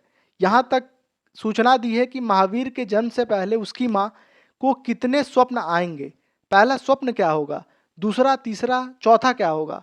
यह महावीर का पिछला जन्म घोषित करके गया है। महावीर अपने पिछले जन्म में यह घोषणा करके गए हैं कि मेरा अगला जन्म इतने स्वप्नों के साथ होगा। जहाँ इतने स्वप्न घटित हो, समझना कि मैं प्रविष्ट हुआ। तो पूरे प्रतीक दे गए हैं। सफेद हाथी दिखाई पड़ेगा या कमल दिखाई पड़ेगा या और कुछ सारे प्रतीक हैं, वे सारे प्रतीक दे दिए गए हैं। उनकी प्रतीक्षा की जा रही है। कौन स्त्री कब घोषणा करे कि उनके ये स्वरूप पूरे हो गए। बुद्ध के लिए भी प्रतीक दिए गए। और जब बुद्ध का जन्म हुआ तो दूर हिमालय में एक सन्यासी आया जो कि प्रतीक्षा कर रहा था और बड़ा चिंतित है कि मैं मर न जाऊं। ऐसा ना हो कि कहीं बुद्ध पैदा न हो पाए और मैं मर जाऊं। और जब वह भिक्षा मांगने आया तो उसने बुद्ध के पिता से कहा कि मैं घर में नया बच्चा आया है, उसके दर्शन करना चाहता हूं। तो पिता ने बहुत हैरान हुए क्योंकि वह सन्यासी बहुत ख्यातिमान था। उसकी बड़ी प्रसिद्धि थी, उसके हजारों भक्त थे, उसके बड़ी ख्याति थी, उसकी बड़ी कीर्ति, वह बड़ा दिव्य पुरुष था। उसने कहा मैं दर्शन करना चाहता हूँ। तो पिता तो बहुत हैरान हुए, लेकिन फिर खुश भी हो गए क्योंकि पत्नी ने भी स्वप्न कहे थे कि ये स्वप्न आए हैं। और फिर दूसरे दिन एक सन्यासी उपस्थित हुआ पहले दिन के बच्चे को देखने के लिए, और पहले दिन का बच्चा सन्यासी के सामने लाया गया तो वह सन्यासी छाती पीटकर रोने लगा। तो बुद्ध के पिता तो बहुत घबरा गए। उन्होंने कहा कि क्या कोई अपशगुन है, आप रोते हो। तो उस सन्यासी ने कहा तुम्हारे बेटे के लिए कोई अपशगुन नहीं है, रोता हूँ अपने लिए कि वह आदमी पैदा हो गया जिसके चरणों में बैठने के कल्पों कल्पों का आनंद मिल सकता था, लेकिन मेरे तो मरने का वक्त आ गया और अभी तो इसे देर है कि यह बड़ा हो, प्रकट हो। इतनी देर में मैं न रह सकूंगा, मेरे मरने का क्षण आ गया। जब जीसस का जन्म हुआ तो सारी दुनिया में प्रतीक्षा की जा रही थी, विशेषकर सारे मध्य एशिया में प्रतीक्षा की जा रही थी। और सूचना थी कि विशेष रूप से 4 तारे प्रकट होंगे जब जीसस का जन्म होगा। और जिन लोगों को भी उस सीक्रेट का पता था हिंदुस्तान में भी एक आदमी जीसस के जन्म पर बधाई देने गया था। एक आदमी इजिप्ट से गया था। 2 आदमी और देशों से गए थे। ये चारों आदमी इन चारों तारे दिखाई पड़े आकाश में, जिनको कि इसकी सूचना थी कि चारों तारे के साथ जन्म होने वाला है। तो ये भागे उस बच्चे की तलाश में कि वो बच्चा कहाँ है। और पहले से ये प्रतीक सूचित किया गया था कि जो इन तारों को पहचान लेंगे, तारे मार्ग दिखाएंगे। तो तारे आगे भागते गए और यात्री पीछे। हेरात को, जो सम्राट था जीसस के वक्त में, इजिप्ट से जो ज्ञानी उस तारे को खोज में गया था, वह पहले हेरात के पास गया और उसने जाकर सम्राट हेरोत को कहा कि तुम्हें पता नहीं, सम्राट पैदा हो गया। पर हेरोद तो समझ ही ना सकता था कि सम्राट का मतलब क्या होता है। वह तो समझा कि उसका दुश्मन पैदा हो गया तो उसे कोई समाप्त कर देगा। इसलिए उसने जेरूसलम में जितने बच्चे पैदा हुए थे सब कटवा दिए। लेकिन यह खबर मरियम तक पहुंच गई और वह लेकर भाग गई अपने बच्चों को। यह खबर पहले ही पहुंच गई थी। वह पहले ही भाग गई। जीसस का जन्म एक अस्तबल में हुआ। वहां घोड़े बंधे थे और गंदगी पड़ी थी और जहां कोई रोशनी नहीं थी, वहां छिपकर एक अस्तबल में जीसस का जन्म हुआ था। जीसस के जन्म की कथा महावीर और बुद्ध के जन्म की कथा से भी एक अर्थों में विशेष है। वह यह विशेषता यह है कि जैसा तुम पूछ रहे हो कि ऐसे महान पुरुष को जन्म देना हो तो क्या करना पड़े, जीसस की आत्मा को जन्म लेना था। माँ तो उपलब्ध थी लेकिन बाप उपलब्ध नहीं था और बड़ी चीज पैदा हो गई थी। मरियम तो इस योग्य थी कि जीसस को जन्म दे सके, लेकिन मरियम के पति इस योग्य नहीं था कि जीसस को जन्म दे सके। इसलिए आज तक कहा जाता है कि जीसस कुंवारी मरियम से पैदा हुए।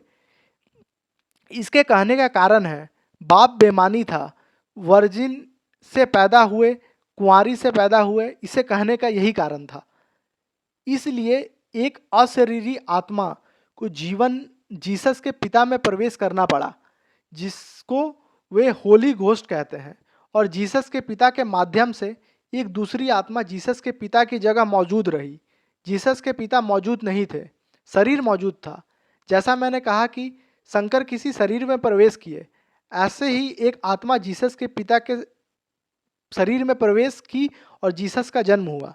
इसलिए जीसस का पिता कह सका कि मेरा तो कोई हाथ ही नहीं, उसे तो पता भी नहीं कब क्या हुआ, उसे कुछ मालूम नहीं।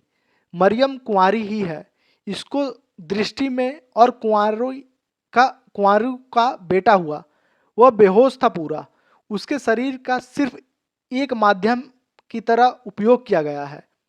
लेकिन क्रिश्चियनिटी को एक सूत्र साफ नहीं है। इसलिए क्रिश्चियन पुरोहित बेचारा किसी तरह सिद्ध करता रहता है कि नहीं, वह वर्जिन से ही पैदा हुए, लेकिन उसे कुछ पता नहीं कि वर्जिन से पैदा होने का मतलब क्या है।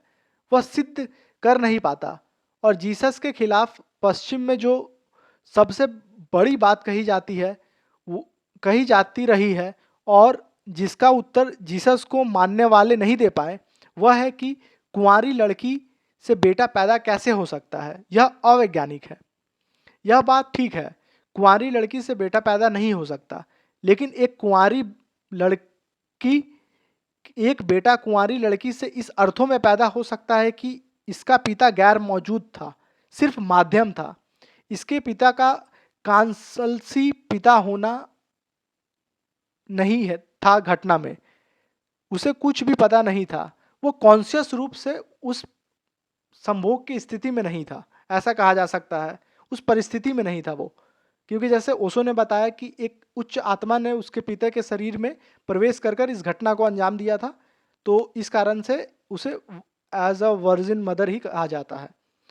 और सिर्फ एक इंस्ट्रूमेंट का काम किया गया था उसके पिता के शरीर को, और घटना को जुटाना पड़ा था।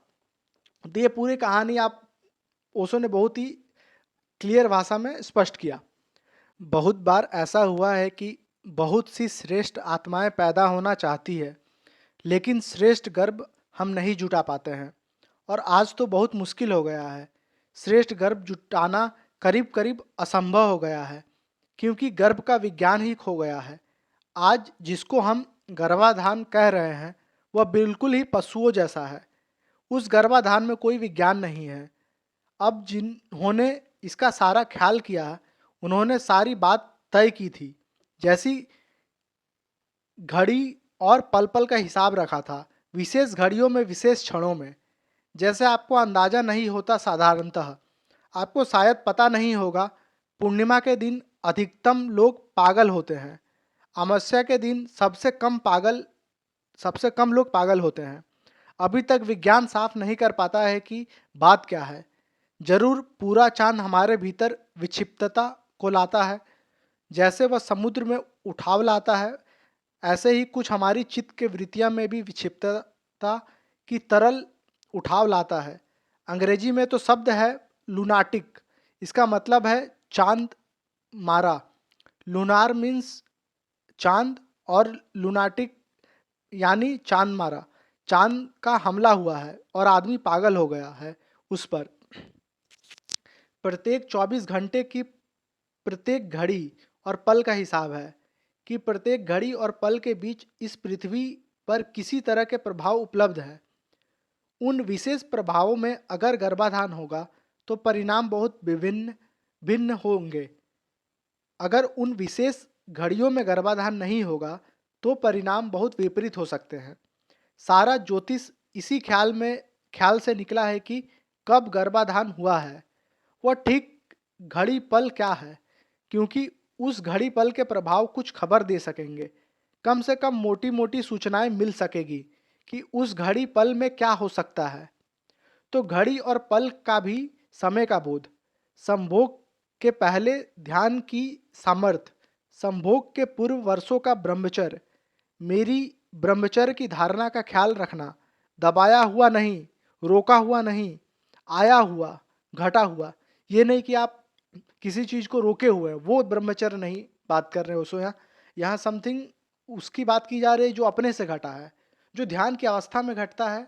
जब ध्यान की अवस्था में रहते हैं तो वैसी वासना आती ही नहीं है जिससे आपका ब्रह्मचर्य टूटे, तो वैसा ब्रह्मचर्य की बात हो रही है। फिर प्रार्थना पूर्ण हृदय से संभोग के में गति और पवित्र आत्माओं के लिए आमंत्रण, क्योंकि बहुत आत्माएं उपलब्ध है और आत्माओं के बीच में निरंतर गर्भ में प्रवेश करने के लिए पूरी होड़ है। और उसमें आप अगर विशेष आत्माओं को निमंत्रण दे सकते हैं तो परिणाम ज़्यादा सुपुष्ट हो जाएंगे। फिर 9 महीने तक उस बच्चे को पेट में एक विशेष मानसिक और आध्यात्मिक वातावरण को प्रोवाइड करना। जैसे महावीर की माँ बहुत विशेष हालातों में रखी गई, बुद्ध की माँ बहुत विशेष हालातों में रखी गई। बुद्ध के जन्म से पहले तो यह भी सूचना थी कि वह खड़ी हुई स्त्री से ही पैदा होंगे, घर के भीतर पैदा नहीं होंगे, घर के बाहर पैदा होंगे। अब यह अजीब सी बात थी। तो 1 साल वृक्ष के नीचे मायके जाती हुई बुद्ध की माँ वृक्ष के नीचे खड़ी हो गई और बुद्ध का जन्म हुआ खुले आसमान के नीचे। आमतौर में बच्चे अंधेरे में पैदा हो रहे हैं और आमतौर में संभोग जो है वह अंधेरे कक्षों में चोरी से, घबराए, अपराधपूर्ण भाव से घटित हो रहा है। उसके परिणाम दुखद होने वाले हैं। यानी वह कुछ पाप है, कोई अपराध है जो चोरी छुपे कहीं घटित हो रहा है, जिसका किसी को पता ना चले। उसके लिए मुक्ति, सरलता, पवित्रता अनिवार्य है। छोटी छोटी चीजें परिणाम लाएगी। कमरे के रंग परिणाम लाएंगे, कमरे का आभा परिणाम लाएगी, कमरे का गंध परिणाम लाएगा। उस सबके लिए पूरा का पूरा विज्ञान है। और गर्भाधान के पूरे विज्ञान को प्रयोग किए जाए तो मनुष्य की संतति को आमूल रूप से रूपांतरित किया जा सकता है। छोटी छोटी बातें फर्क लाएंगी। अभी एक वैज्ञानिक एक छोटा सा प्रयोग कर रहा है कि जो कि आमूल परिवर्तन ला देगा। उसने एक छोटा सा बेल्ट बनाया हुआ है जो कि गर्भवती स्त्री के पेट पर बांध दिया जाएगा। आकस्मिक कोई बीमारी स्त्री के लिए बेल्ट बांधा गया था किसी कारण से, लेकिन बच्चे पर अभूतपूर्व परिणाम हुआ। उस बेल्ट की वजह से बच्चे को जहां सिर था उस पर दबाव पड़ा और बच्चे का जो बुद्धि अंक है, आईक्यू होता है, वो बहुत ज़्यादा बढ़ा हुआ पैदा हुआ। उसका बुद्धि अंक बहुत बढ़ गया। एक आकस्मिक घटना हो गई थी। मस्तिष्क के किसी खास चक्र पर दबाव पड़ गया था। फिर तो अब व्यवस्थित रूप से उसके बहुत से प्रयोग किए हैं, क्योंकि एक तो सहज भी हो सकता है कि वह बच्चा उतना बुद्धि का होने वाला था, लेकिन अब उसके सैकड़ों प्रयोग करने सिद्ध किया है कि माँ की गर्भ की अवस्था में पेट के विशेष स्थान पर डाले हुए दबाव बच्चे के बुद्धि में परिवर्तन लाते हैं। तो ये एक्सपेरिमेंट चल रहा है। तो बहुत से आसान हैं जो विशेष दबाव के लिए होते हैं, बहुत सी श्वास की प्रक्रियाएं हैं जो विशेष दबाव के लिए है, बहुत से शब्द के उच्चारण हैं जो विशेष दबाव के लिए है। वे सब बच्चे की प्रतिभा को, स्वास्थ्य को, उसके सामर्थ्य को, उसकी संभावनाओं को पूरा का पूरा प्रकट होने में सहयोगी बनते हैं। तभी तक आदमी और सब न मालूम कितने उपद्रव की चीजें खोज रहा है, लेकिन जो बहुत जरूरी है कि मनुष्य अपना भविष्य खोजे, वो बहुत कम खोज जा रहा है। लेकिन यह सब एकदम संभव है। और जैसे ही एक बच्चा माँ के भीतर प्रवेश करता है, तो उस बच्चे की क्या क्या संभावनाएं हो सकती है, उसका परिदर्शन माँ में भी शुरू हो जाता है। वह दूसरी दोहरी प्रक्रिया है। अगर माँ क्रोध करती है उन दिनों में, तो बच्चा क्रोधी होगा। और अगर एक क्रोधी आत्मा भीतर आ गई, तो माँ जो कभी क्रोध नहीं करती थी, क्रोध करती मालूम पड़ेगी। यह भी बड़ी सूचक है। और इस सूचना को देखकर भी प्रयोग किया जा सकता है कि इस बच्चे के क्रोध को अभी से बीज में बदला जाए। आज भी पृथ्वी पर बहुत सी आत्माएं जन्म ले सकती है जो अजन्मी हैं। बड़ी अजीब हालत हो गई। कुछ ऐसी हालत हो गई जैसे कोई यूनिवर्सिटी हो और कुछ लोगों को बीए तक पढ़ाकर छोड़ देती हो, और फिर एमए का कोई कोर्स ही ना हो उस यूनिवर्सिटी में, और रिसर्च करने के लिए कोई सुविधा ना हो, और बहुत से बीए हो गए विद्यार्थी घूमते हो, और कहाँ वे एमए करे, कहाँ वे रिसर्च करे। यह हमारी पृथ्वी एक सीमा तक कुछ लोगों की प्रतिभा और आत्मा को विकसित करके छोड़ देती है। उसके बाद के लिए हमारे पास कोई इंतजाम नहीं है। उसके बाद के लिए इंतजाम सुनियोजित रूप से जुटाया जा सकता है। बिल्कुल ऐसी संभावनाएं और स्थिति पैदा की जा सकती है जिनसे श्रेष्ठतम आत्माएं पैदा पा सके। दो चार बुनियादी शब्द दोहरा दूं। पहली बात, यौन के संबंध में हमारा दृष्टिकोण रुग्ण, बीमार और खतरनाक है। यौन की पवित्रता जब तक स्वीकृत नहीं होगी पृथ्वी पर, तब तक हम बहुत नुकसान पहुंचाते रहेंगे। यौन के पूर्व जब तक ध्यान संयुक्त नहीं होगा, तब तक यौन पाशविक रहेगा, मानवीय नहीं रहेगा। और संभोग के पूर्व जब तक लंबा ब्रह्मचर्य ना होगा, तब तक वह शक्तिशाली बीजाणु निर्मित नहीं होता, जितनी शक्तिशाली आत्मा को जन्म नहीं दिया जा सकता। ये आखिरी और प्रश्न पूछ ले। अर्थात हमें जो यौन से संबंध में, संभोग के संबंध में जो हमारी धारणाएं हैं, जो जिस दृष्टि से हम देखते हैं इन्हें, वो दृष्टि को हमें चेंज करना होगा। इसे हम टैबू के दृष्टि से देखते हैं, जिसे कहीं छुपा के करना चाहिए, तो वैसे हमें नहीं देखना चाहिए, क्योंकि ये एक ऐसी प्रक्रिया है जो पूरे एक व्यक्ति और एक आत्मा को जन्म देती है। तो वो प्रक्रिया गलत कैसे हो सकती है, ये बातें हमें समझनी चाहिए। और इसके लिए हमें अपने दृष्टिकोण को बदलना चाहिए। और साथ में जो ध्यान के महत्व को उसको बताते हैं कि यौन से पहले, संभोग से पहले जो ध्यान की स्थिति, जो लंबा ब्रह्मचर्य, जो कि प्री रिक्विजिट है, जो कि जरूरी है एक अच्छे आत्मा को आमंत्रण देने के लिए। केवल वो प्रक्रिया ही नहीं, ध्यान के बाद का किया गया ही वो संभोग एक अच्छी आत्मा को जन्म दे सकता है। तो इस तरफ हमें ध्यान देना चाहिए। और जो भी मेरे दोस्त जो सुन रहे हैं इस बात को, इस पे गहरा चिंतन कर सकते हैं आप लोग। आगे प्रश्न पूछते हैं जो इस शिविर का, इस 14वां चैप्टर का जो लास्ट प्रश्न है जो ओशो से पूछा जा रहा है, वह है, ओशो, आपने एक बार कहा है कि 50 साल के भीतर पृथ्वी पर यदि कृष्ण, क्राइस्ट, बुद्ध और महावीर जैसे लोग ना हुए तो सारी मनुष्यता नष्ट हो सकती है। और विवेकानंद की तरह यह कहा है कि 100 व्यक्तियों को मैं खोज में हूँ जो साहसपूर्ण प्रयोग कर आत्मा के उच्चतम ऊंचाइयों तक जा सके, तो इस मुल्क को और पूरी मनुष्यता को बचाना संभव हो पाएगा।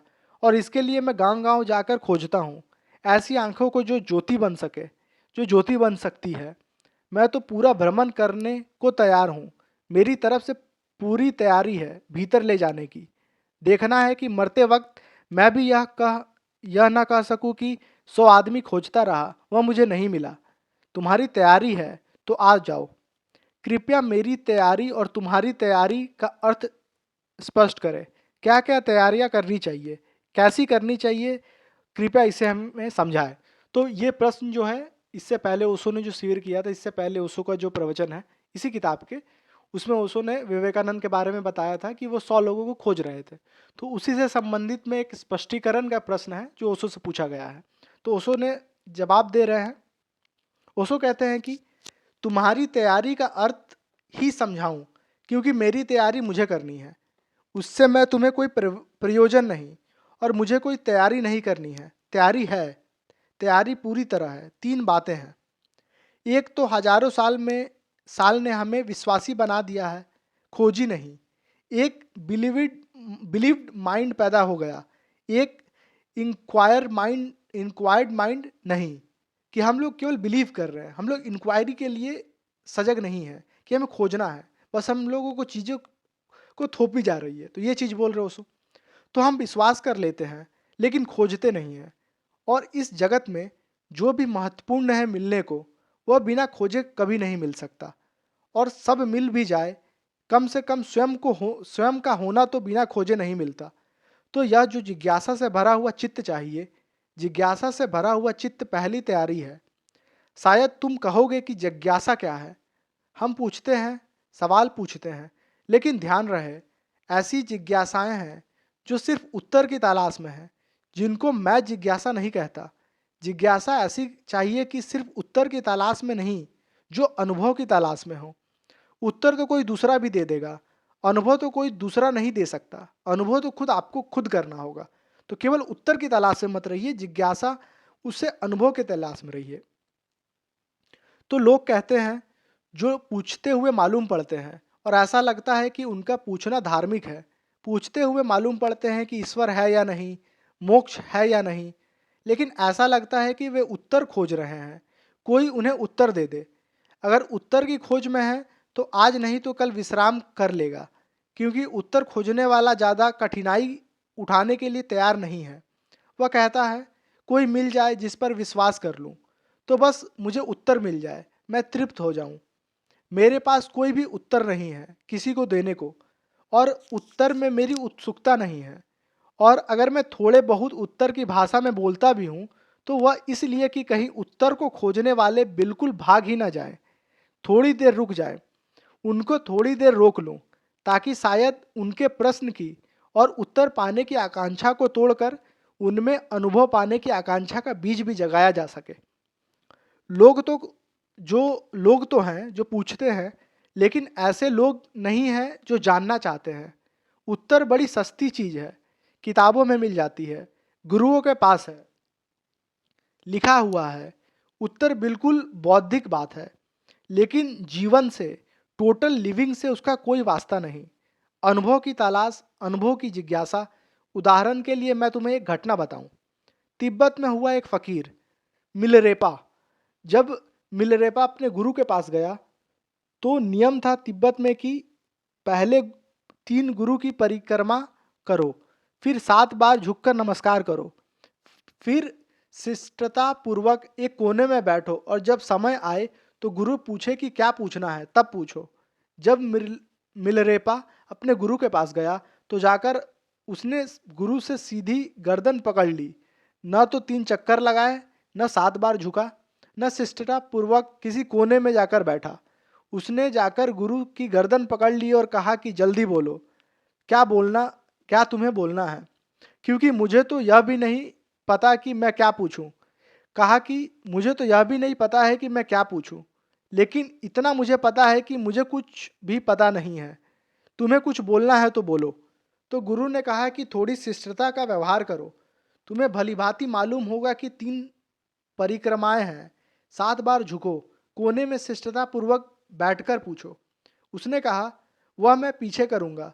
अगर मैं 7 बार झुकने में और 3 बार चक्कर लगाने में और शिष्टता पूर्वक बैठने में ही मर गया, तो जिम्मेवार कौन होगा? अगर मैं मर गया तो तुम जिम्मेवार रहोगे कि मैं जिम्मेवार रहूंगा? अगर तुम वादा करते हो कि इस बीच में मैं नहीं मरूंगा, तो मैं 7 नहीं 700 चक्कर लगा सकता हूँ। पहले उत्तर दे दो, फिर फुर्सत में यह काम कर लेंगे। शिष्टता पीछे भी निभाई जा सकती है।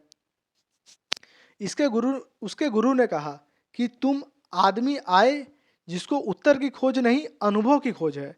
और अच्छा हुआ कि तुमने चक्कर नहीं लगाए, क्योंकि वे चक्कर हमने उन्हीं के लिए रखे हैं जो लगा सकते हैं। वह उन्हीं के लिए इंतजाम है।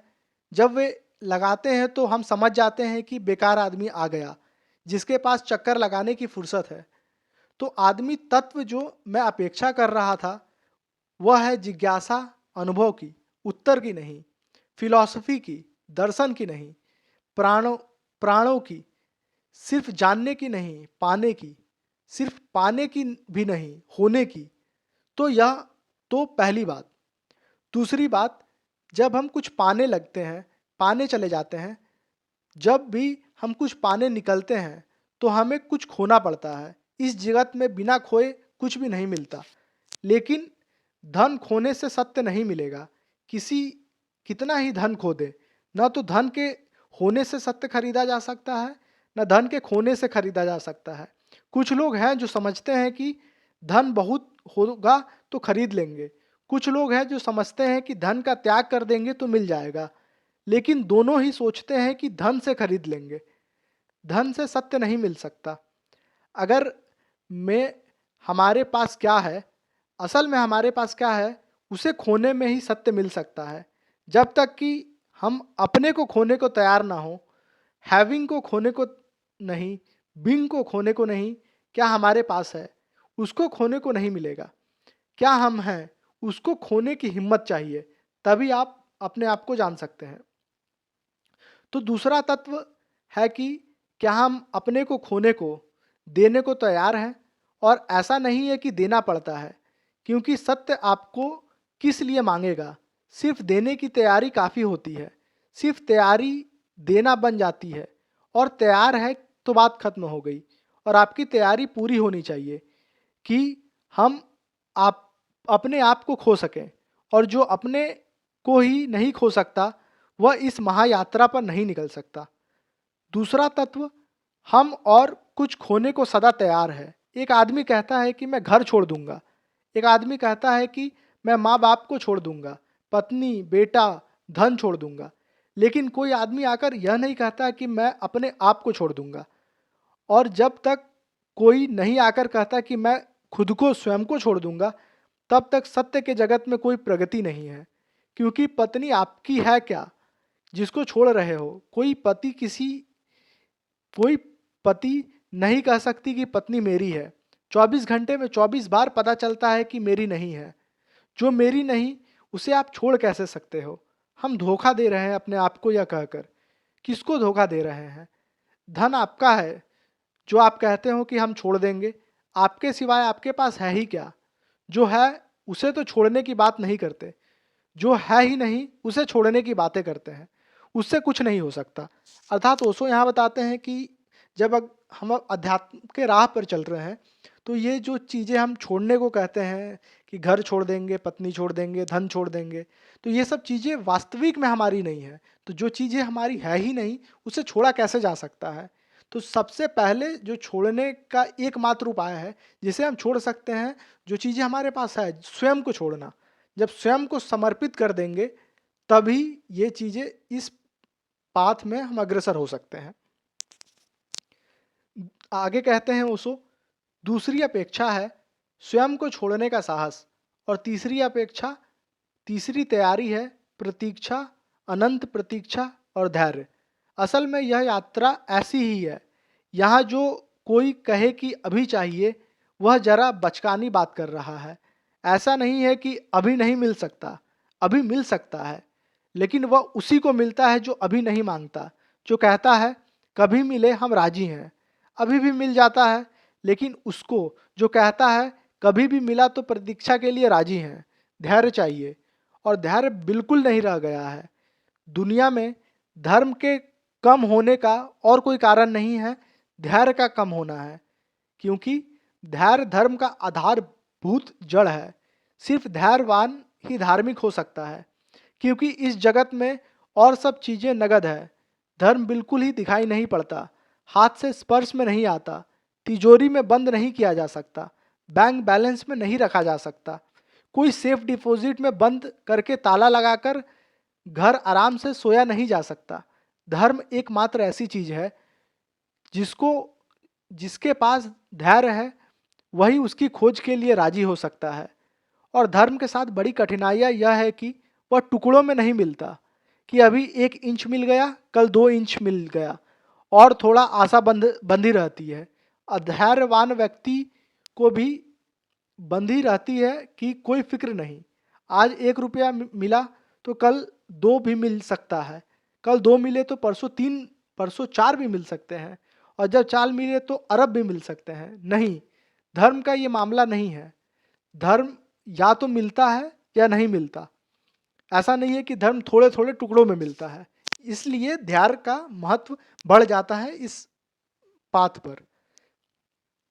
दोनों के बीच कोई बंटवारा नहीं होता, जिस दिन मिलता है एकदम मिल जाता है, विस्फोट हो जाता है उसका, और जब तक नहीं मिलता तब तक कुछ नहीं मिलता, घनघोर अंधेरा ही बना रहता है। उस अंधकार के क्षण में जिसके पास धैर्य नहीं है वे कुछ और खोजने लगते हैं, और अभी मिल सकता है। वे कंकड़ पत्थर बीनने लगते हैं जो अभी मिल सकते हैं, यही पड़े हैं। धन खोजने लगते हैं, यश खोजने लगते हैं जो मिल सकता है, जिसकी ज़्यादा दूरी नहीं मालूम पड़ती। यह रहा, और यह सुविधा है जगत की सब चीज़ों में कि आप उसको फ्रैगमेंट से, इंस्टॉलमेंट में, हिस्सों में पा सकते हैं। धर्म को आप इंस्टॉलमेंट में नहीं पा सकते। तो प्रतीक्षा तीसरा तत्व हुआ, अनंत प्रतीक्षा, इन्फिनिट पेशेंस, अवेटिंग, अधिक है बहुत। क्योंकि हमारा मन कहता है कि पता नहीं मिलेगा या नहीं मिलेगा, पता नहीं हम व्यर्थ तो नहीं बैठे हैं, पता नहीं अब तो काफ़ी देर हो गई, अब उठ जाएं, पता नहीं इतनी देर में हम और क्या कमा लेते, इतने देर में और क्या कर लेते। वह चूक गया और यहाँ कुछ मिला नहीं। ऐसा जो अधैर्य से भरा हुआ चित्त है यह स्थिर ही नहीं हो पाता। असल में अधैर्य के साथ शांति का कोई संबंध ही नहीं है, अधैर्य के साथ संतुलन का कोई संबंध ही नहीं है। अधैर्य के साथ शांति, अधैर्य के साथ चहल पहल का संबंध है। अधैर्य का अर्थ है चंचलता, इसका अर्थ है भाग दौड़। ऐसे चित्त चूक जाएगा। धैर्य का अर्थ है जैसे सागर ठहर गया, एक लहर भी नहीं, दर्पण बन गया। और मजा यह है कि चांद जो सदा ऊपर है, अगर सागर जरा दर्पण बन जाए तो भी पकड़ ले, लेकिन सागर के लहरे से भरा जो चांद को नहीं पकड़ पाता। सत्य तो सदा मौजूद है, परमात्मा चारों तरफ निकट है, अभी और यहीं। लेकिन हमारा यह जो अधैर्य से भरा हुआ चित्त है, डावाडोल, डोलता हुआ, कांपता हुआ, विवरिंग, इसमें कोई पकड़ नहीं बैठ पाती, इसके प्रतिफलन नहीं हो पाता, वह दर्पण नहीं बन पाता। प्रतीक्षा बना देती है दर्पण चेतना को, और जिस दिन हम दर्पण बन जाते हैं उसी दिन सब मिल जाता है। क्योंकि सब तो सदा ही मौजूद था, सिर्फ हम मौजूद नहीं थे। दर्पण होकर हम मौजूद हो जाते हैं, और जैसे ही हम दर्पण बने तो जो मौजूद है वो दिखाई पड़ने लगता है। अर्थात हमें धैर्यवान चाहिए। सिर्फ धैर्य से हर इस पथ में इजीली प्रगति पाई जा सकती है, लेकिन आज के लोगों में वो धैर्य नहीं है। ये 3 शर्तें आप पूरी करें, ये 3 शर्तें पूरी हो तो बात पूरी होगी। बाकी जो होना है वह तो बड़ी सरलता से हो जाएगा। असल में कठिनाई कुछ ऐसी है कि मैं पानी लिए आपके सामने खड़ा हूँ और आपको कह रहा हूँ जरा अपना दोनों हाथ ले कि मैं पानी डालूँ, तो आपने हाथ में चुल्लू बन सके। आप दोनों हाथ खोले हुए खड़े हो, थोड़े हाथ बंद जाए, थोड़े आप ठहर जाओ, खड़े हो जाओ बंद कर एक क्षण को भी, तो वह डाला जा सके। और कोई मैं उसे डाल रहा हूँ ऐसी भ्रांति में ना पड़े। जैसे ही आपका हाथ बंद जाता है वह उतर जाता है। मैं भी उसका एक गवाह ही हो सकता हूँ, उससे ज़्यादा कुछ नहीं हो सकता। एक साक्षी हो सकता हूँ, गवाही दे सकता हूँ कि हाँ ठीक है, इस आदमी के हाथ बंधे हैं और घटना घट गई। सच में इनिशिएशन का इतना ही अर्थ है, दीक्षा का इतना ही अर्थ है। आदमी कैसे किसी दूसरे आदमी को दीक्षा देगा? दीक्षा तो सदा परमात्मा से ही मिलती है। इतना ही हो सकता है कि थोड़ा आगे गया है, वह गवाह बन सकता है। वह कह सकता है कि हाँ ठीक है, हाथ ठीक से बंध गए हैं, दीक्षा हो जाएगी। मतलब वो आदमी ये सब बता सकता है कि दीक्षा के लिए तुम तैयार हो और क्या क्या तैयारियां करनी पड़ेगी, क्योंकि वो आगे की चीज़ों को देख चुका है। बस इतना ही वो कर सकता है। दीक्षा तो सिर्फ परमात्मा ही दे सकती है, ऐसा ओशो बता रहे हैं। मेरे तरफ किसी खास तैयारी की ज़रूरत नहीं है। तुम्हारी तैयारी पूरी है तो मैं गवाह बन सकता हूँ। और तुम्हारी तैयारी के 3 सूत्र मैंने कहे हैं। इतना मत सोचो, इनको जीने की कोशिश से ये तीनों सूत्र तत्काल पकड़ लिए जा सकते हैं। सोचा तो खोया, सोचा कि चूके, जरा सा विचार और हम चूक जाते हैं। सोचो मत, इन दोनों 3 सूत्रों को समझ लो कि उत्तर की तलाश तो है नहीं भीतर, अनुभव की तलाश पर ध्यान दो। कि मैं सिर्फ कोई बौद्धिक सिद्धांत खोजने को तो नहीं निकला हूँ कि परमात्मा ने दुनिया बनाई या नहीं बनाई। बनाई भी तो क्या फ़र्क पड़ता है, नहीं भी बनाई तो क्या फ़र्क पड़ता है। मैं सच में कोई अनुभव खोजने को निकला हूँ। इसको साफ कर लेना अपने भीतर, तभी इस पथ पर अग्रसर होना अच्छा होगा। अगर अनुभव खोजने ना निकले हो तो यह भी साफ हो जाएगा। अच्छा होगा कि मुझे सिर्फ उत्तर की ही खोज है। तब भी एक बात साफ होगी, एक ऑनेस्टी पैदा होगी। तब कम से कम अनुभव की झंझट में हम नहीं पड़ेंगे, उत्तरों को समझ लेंगे, मामला खत्म करेंगे। और ध्यान रहे, जिसको यह भी पता चल जाए कि मैं सिर्फ उत्तर की खोज में निकला हूँ, उसे फौरन यह पता चल जाता है कि मैं बेकार की खोज कर रहा हूँ, मैं बेकार की खोजों में निकला हूँ। शब्द में दिए गए उत्तर का क्या करूँगा? शब्दों से ना पेट भरता है, न भूख मरती है, न ही प्यास बुझती है। शब्दों से कुछ भी नहीं होता। नदी पार करनी है तो नाव चाहिए। शब्दकोश की नाव काम नहीं करेगी। और अगर किताब लेकर नदी के किनारे पहुंच गए तो इससे लिखा है नाव, और नाव यानी नदी पार करने वाला चीज, तो किताब भी डूबेगी, आप भी डूबोगे, और नदी हंसेगी कि कैसा पागल आदमी है। अगर किताब की नाव से ही पार करना था तो किताब में नदी में ही कर लेना। असली नदी में किताब की नाव लेकर आना ही नहीं चाहिए था। तो किताब की नाव भी बना ली होती, और किताब में ही जो नदी है, जो नदी आपने बनाई होती, उसमें उससे ही काम चल गया होता। लेकिन आप किताब की नाव को लेकर असल नदी में कूद रहे हैं, ऐसा ओशो बता रहे हैं। तो अगर उत्तर की खोज है तो फिर किताब ही काफ़ी है, फिर जिंदगी में कुछ करने की कोई ज़रूरत नहीं है। मगर यह अगर साफ हो जाए तो आज नहीं तो कल किताब से उब पैदा हो जाएगी। आज नहीं तो कल शब्द बेकार मालूम पड़ने लगेंगे, सब सिद्धांत कचरा मालूम पड़ने लगेगा, सब शास्त्र उतारने जैसे लगने लगेंगे कि अब इसे कंधे से नीचे उतारो, और अनुभव की खोज में हो जाएंगे। लेकिन ईमानदारी से अपने भीतर साफ कर लेना जरूरी है कि मैं क्या खोज रहा हूँ। यह कोई कौतूहल है या जिज्ञासा है? यह सिर्फ जिज्ञासा है या मुमुक्षा है? मुमुक्षा का मतलब अनुभव की जिज्ञासा। दूसरी बात कि मैं क्या देने को तैयार हूँ, यह अपने भीतर निर्णय करने की बात है। अगर परमात्मा आज सामने खड़ा हो जाए और मुझसे मांगे कि तू क्या क्या दे सकता है मेरे बदले में, मैं तुझे देने को तैयार हूँ। परमात्मा कहे कि मैं तैयार हूँ तेरे पास आने को, तू मुझे क्या देने को तैयार है? आप अपने खीसे से कुछ रुपये निकाल कर गिनेंगे, अधिक लोग गिनेंगे, सोचेंगे 5 का दे, 10 का दे, कितने का दे, और आप क्या देना चाहेंगे? क्या ऐसे क्षण में आप अपने को दे सकेंगे और परमात्मा से यह कह सकेंगे कि मेरे पास मेरे सिवाय और क्या है? अगर यह आपको साफ हो जाए तो दूसरा सूत्र आपकी ज़िंदगी को बदलने वाला हो जाएगा कि मैं अपने आप को देने को तैयार हूँ। इस विधि में यह सिर्फ अपनी सफाई होनी चाहिए, बस काफ़ी है। आपके माइंड में क्लैरिटी होनी चाहिए कि आपको जानना है कि अनुभव करना है। ये बात को ही बार बार पुष्टि कर रहे हैं, बार बार फोकस कर रहे हैं उसको अपने इस विचार के माध्यम से। आपको यह साफ होना चाहिए कि वक्त आए तो मैं आपको दे सकता हूँ, इसमें मैं चूक ना जाऊँगा। यह ना कहूँगा कि थोड़ी देर ठहरो, मैं घर पूछा हूँ कि मैं थोड़ा ज़रा मित्रों से बात कर लूँ, मैं अभी कैसे दे सकता हूँ, अभी तो 4 दिन और रुक जाएं, लड़के की शादी हो जानी है, यह स्पष्ट हो जाए कि मैं अपने को दांव पर लगा सकता हूँ। धर्म से बड़ा कोई जुआ नहीं है। बाकी सब जुए बड़े छोटे हैं। कुछ आप लगाते हैं और हारते हैं, कुछ लगाते हैं और कुछ जीतते हैं। आप सदा बाहर रहते हैं। यह धर्म के दांव पर आप ही लग जाते हैं और हार जीत नहीं होती, क्योंकि जब आप ही लग गए तो हारेगा कौन और जीतेगा कौन? दांव पर तो आप ही हो। अब कोई जीत हार का उपाय नहीं है। अब गए तो यह साफ कर लें।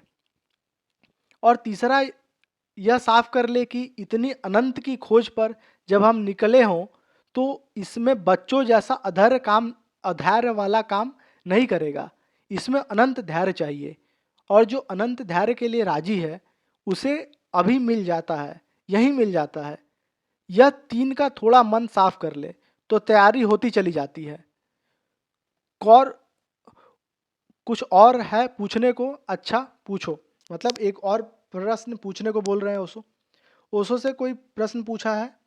चौथा प्रश्न है इस चैप्टर का कि ओशो, आपने कहा है कि पहली शर्त जिज्ञासा और प्यास होनी चाहिए, और दूसरी बात कही है कि आपने आपको पूरे तरह से दे सको। तब तक जिज्ञासा है, शंका है। जब तक पूरी तरह से देना कैसे संभव होगा? तो ओशो बोलते हैं, असल में जिस दिन जिज्ञासा पूरी होगी उस दिन शंका नहीं रह जाएगी। यह बड़े मजे की बात है। इसे थोड़ा सा समझ लेना उचित है। असल में संदेह कब होता है? जिज्ञासा संदेह नहीं है, इंक्वायरी डाउट नहीं है। असल में संदेह तो सिर्फ उन्हीं लोगों को होता है जिनका कोई विश्वास होता है, जिनके पास कोई बिलीव होती है। जिसका कोई विश्वास है उसे संदेह हो सकता है, लेकिन जिसका कोई विश्वास नहीं उसे संदेह कैसे होगा? संदेह होगा किस पर? कैसे करेंगे संदेह? जहाँ खोज है वहाँ ना संदेह न विश्वास, क्योंकि संदेह पैदा ही तब होता है जब हमारा कोई विश्वास रहा हो। पूरे विश्वास के विपरीत ही संदेह पैदा होता है। जैसा कोई आदमी कहता है कि मुझे ईश्वर पर संदेह है, लेकिन इसका मतलब यह नहीं है कि इसका मतलब है कि ईश्वर पर उसे थोड़ा बहुत विश्वास रहा होगा, नहीं तो संदेह कैसे होगा? नहीं, खोजी को न संदेह होगा न विश्वास होगा। खोजी कहता है, खोजी अर्थात जो खोजता है चीज़ों को, जो जिज्ञासु है, जो क्यूरियस है। खोजी कहता है मुझे पता ही नहीं तो मैं संदेह कैसे करूं, विश्वास कैसे करूं? खोजी अविश्वासी नहीं है। खोजी का मन बड़ा असंदिग्ध है, क्योंकि खोजी का मन विश्वास से मुक्त है। जहाँ बिलीव नहीं वहाँ डाउट नहीं। इसलिए बड़े मजे की बात है यह।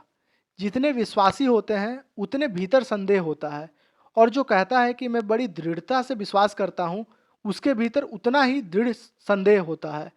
उसी दृढ़ संदेह को दबाने के लिए उस बेचारे को दृढ़ विश्वास करना पड़ रहा है।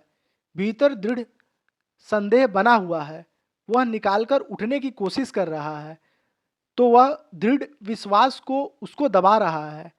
आंख बंद करके वह राम राम जप कर रहा है कि दबा दो इस संदेह को, पक्का भरोसा रखो। लेकिन पक्का भरोसा किसके खिलाफ? अपने खिलाफ। तो भीतर संदेह होगा, अर्थात जो विश्वासी है वही संदेही हो सकता है। असल में जब खोज या जिज्ञासा पूरी होती है वहाँ न विश्वास होता है न संदेह होता है। वहाँ सिर्फ खोज होती है, सिर्फ इंक्वायरी होती है। क्या है हम जानना चाहते हैं, यह क्या है? हम पर हमारा क्या कोई विश्वास है? न कोई संदेह है। मेरा मतलब समझना तुम। जो जिज्ञासा नहीं, जिज्ञासा बड़ी शुद्ध है। वह न केवल संदेह से मुक्त है बल्कि विश्वास से भी मुक्त है। जिज्ञासा शुद्धतम मनोदशा है, जिसमें न तो संदेह की तरंगे उठती है और न विश्वास के किनारे होते हैं। उसमें दोनों नहीं होते। इसलिए जिज्ञासा शुद्धतम चित्त है। मात्रा जिज्ञासा शुद्धतम अवस्था है चित्त की। उससे ज़्यादा प्यूरिफाइड, इससे ज़्यादा पवित्र और शुद्ध चित्त की कोई अवस्था नहीं होती, और सभी चीज़ों में कुछ न कुछ मिल जाता है। अब जिज्ञासा पूर्ण होगी, यह तो पहला, मैंने तुमसे कहा कि पहला सूत्र है। जिस दिन जिज्ञासा पूर्ण होगी उस दिन तुम्हें दूसरी बात भी पूरी हो जाएगी, आसानी से हो जाएगी। क्योंकि जब तुम परम को खोजने निकले हो तो तुम खुद का ख्याल में आने लगेगा कि दाव क्या है, लगाना क्या है। खोज मुक्ति नहीं हो सकती।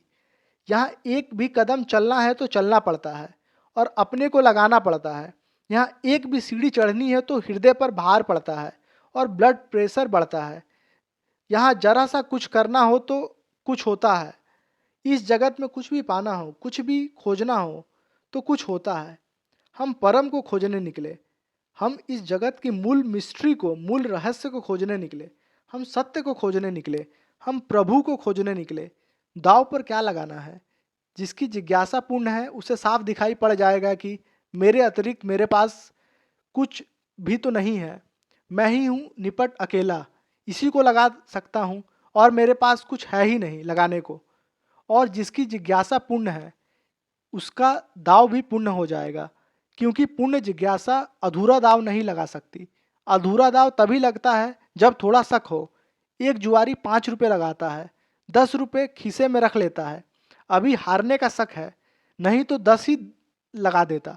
ये 5 लगाए हैं, डर रहा है कि अभी पक्का तो नहीं है कि क्या होगा। शक भी है, भरोसा भी है और दोनों मौजूद है। नास्तिक भी भीतर बैठा है, वह कह रहा है कि कहीं हार ना जाना। आस्तिक भी बैठा है, वह कह रहा है लगा दो। तो वह कह रहा है 5 लगा दो, समझौता कर लो। वह बीच में लग गया है। 5 फिर भी बचा रहा है। लेकिन अगर ना होता कोई संदेह, अगर कोई विश्वास ना होता और चित्त पूरा है और डिवाइडेड नहीं है, अखंड है, तब दाव पूरा हो जाता। तब हम अपने को पूरे दाव पर लगा पाते हैं। और जिसकी जिज्ञासा पूर्ण है और जिसका दाव पूर्ण है वह अनंत प्रतीक्षा के लिए राजी हो जाता है, क्योंकि पुण्य को पाना ही शुद्र जीवों के लिए जीवों की तरह जल्दबाजी नहीं है कि की जा सकती है। अर्थात अगर पुण्य को पाने की रास्ता में आप आगे बढ़ रहे हो तो आप जल्दबाजी नहीं कर सकते, आपको धैर्य रखना होगा। तो जो मैंने 3 सीढ़ियाँ कही वे एक गहरी श्रृंखला में आबद्ध है। अगर तुम पहली पूरी करोगे तो दूसरी पर खड़े होने लगोगे। अगर तुम दूसरी पूरी करोगे तो तीसरी पर खड़े होने लगोगे। उन तीनों के भीतर एक आंतरिक अनिवार्य संबंध है। तो इसके साथ ही ओशो ने अपने 14वें प्रवचन का समापन किया है। तो यहीं मैं 14वें चैप्टर को कंप्लीट करता हूँ। और जिन भी मेरे व्यूवर्स को ये एक्सप्लेनेशन और ये किताब का विश्लेषण समरी और ये किताब एज इट इज़ अच्छा लगा हो तो आप मेरे चैनल को सब्सक्राइब कर लीजिए तथा वीडियो को लाइक कर लीजिए, और हो सके तो अपने फ्रेंड्स एंड फैमिली को इस चैनल को रिकमेंड कीजिए ताकि उन लोगों तक भी ओशो का ज्ञान और इस लाइफ को कैसे जीना है एक तरह से उन्हें पता चल पाए। आज के लिए इतना ही। नेक्स्ट वीडियो में मैं इसका जो आखिरी चैप्टर है इस बुक का वो मैं लेके आऊँगा, और उसके बाद में कोई दूसरी मोटिवेशनल किताबें, या आप जैसा आप कमेंट सेक्शन में भी बता सकते हैं कि कौन सी किताबों का समरी चाहिए, उसे मैं एक इजी लैंग्वेज में आपके तक प्रस्तुत करूँगा। ठीक है, तो आज के लिए इतना ही। Thank you. आपका जीवन मंगलमय हो।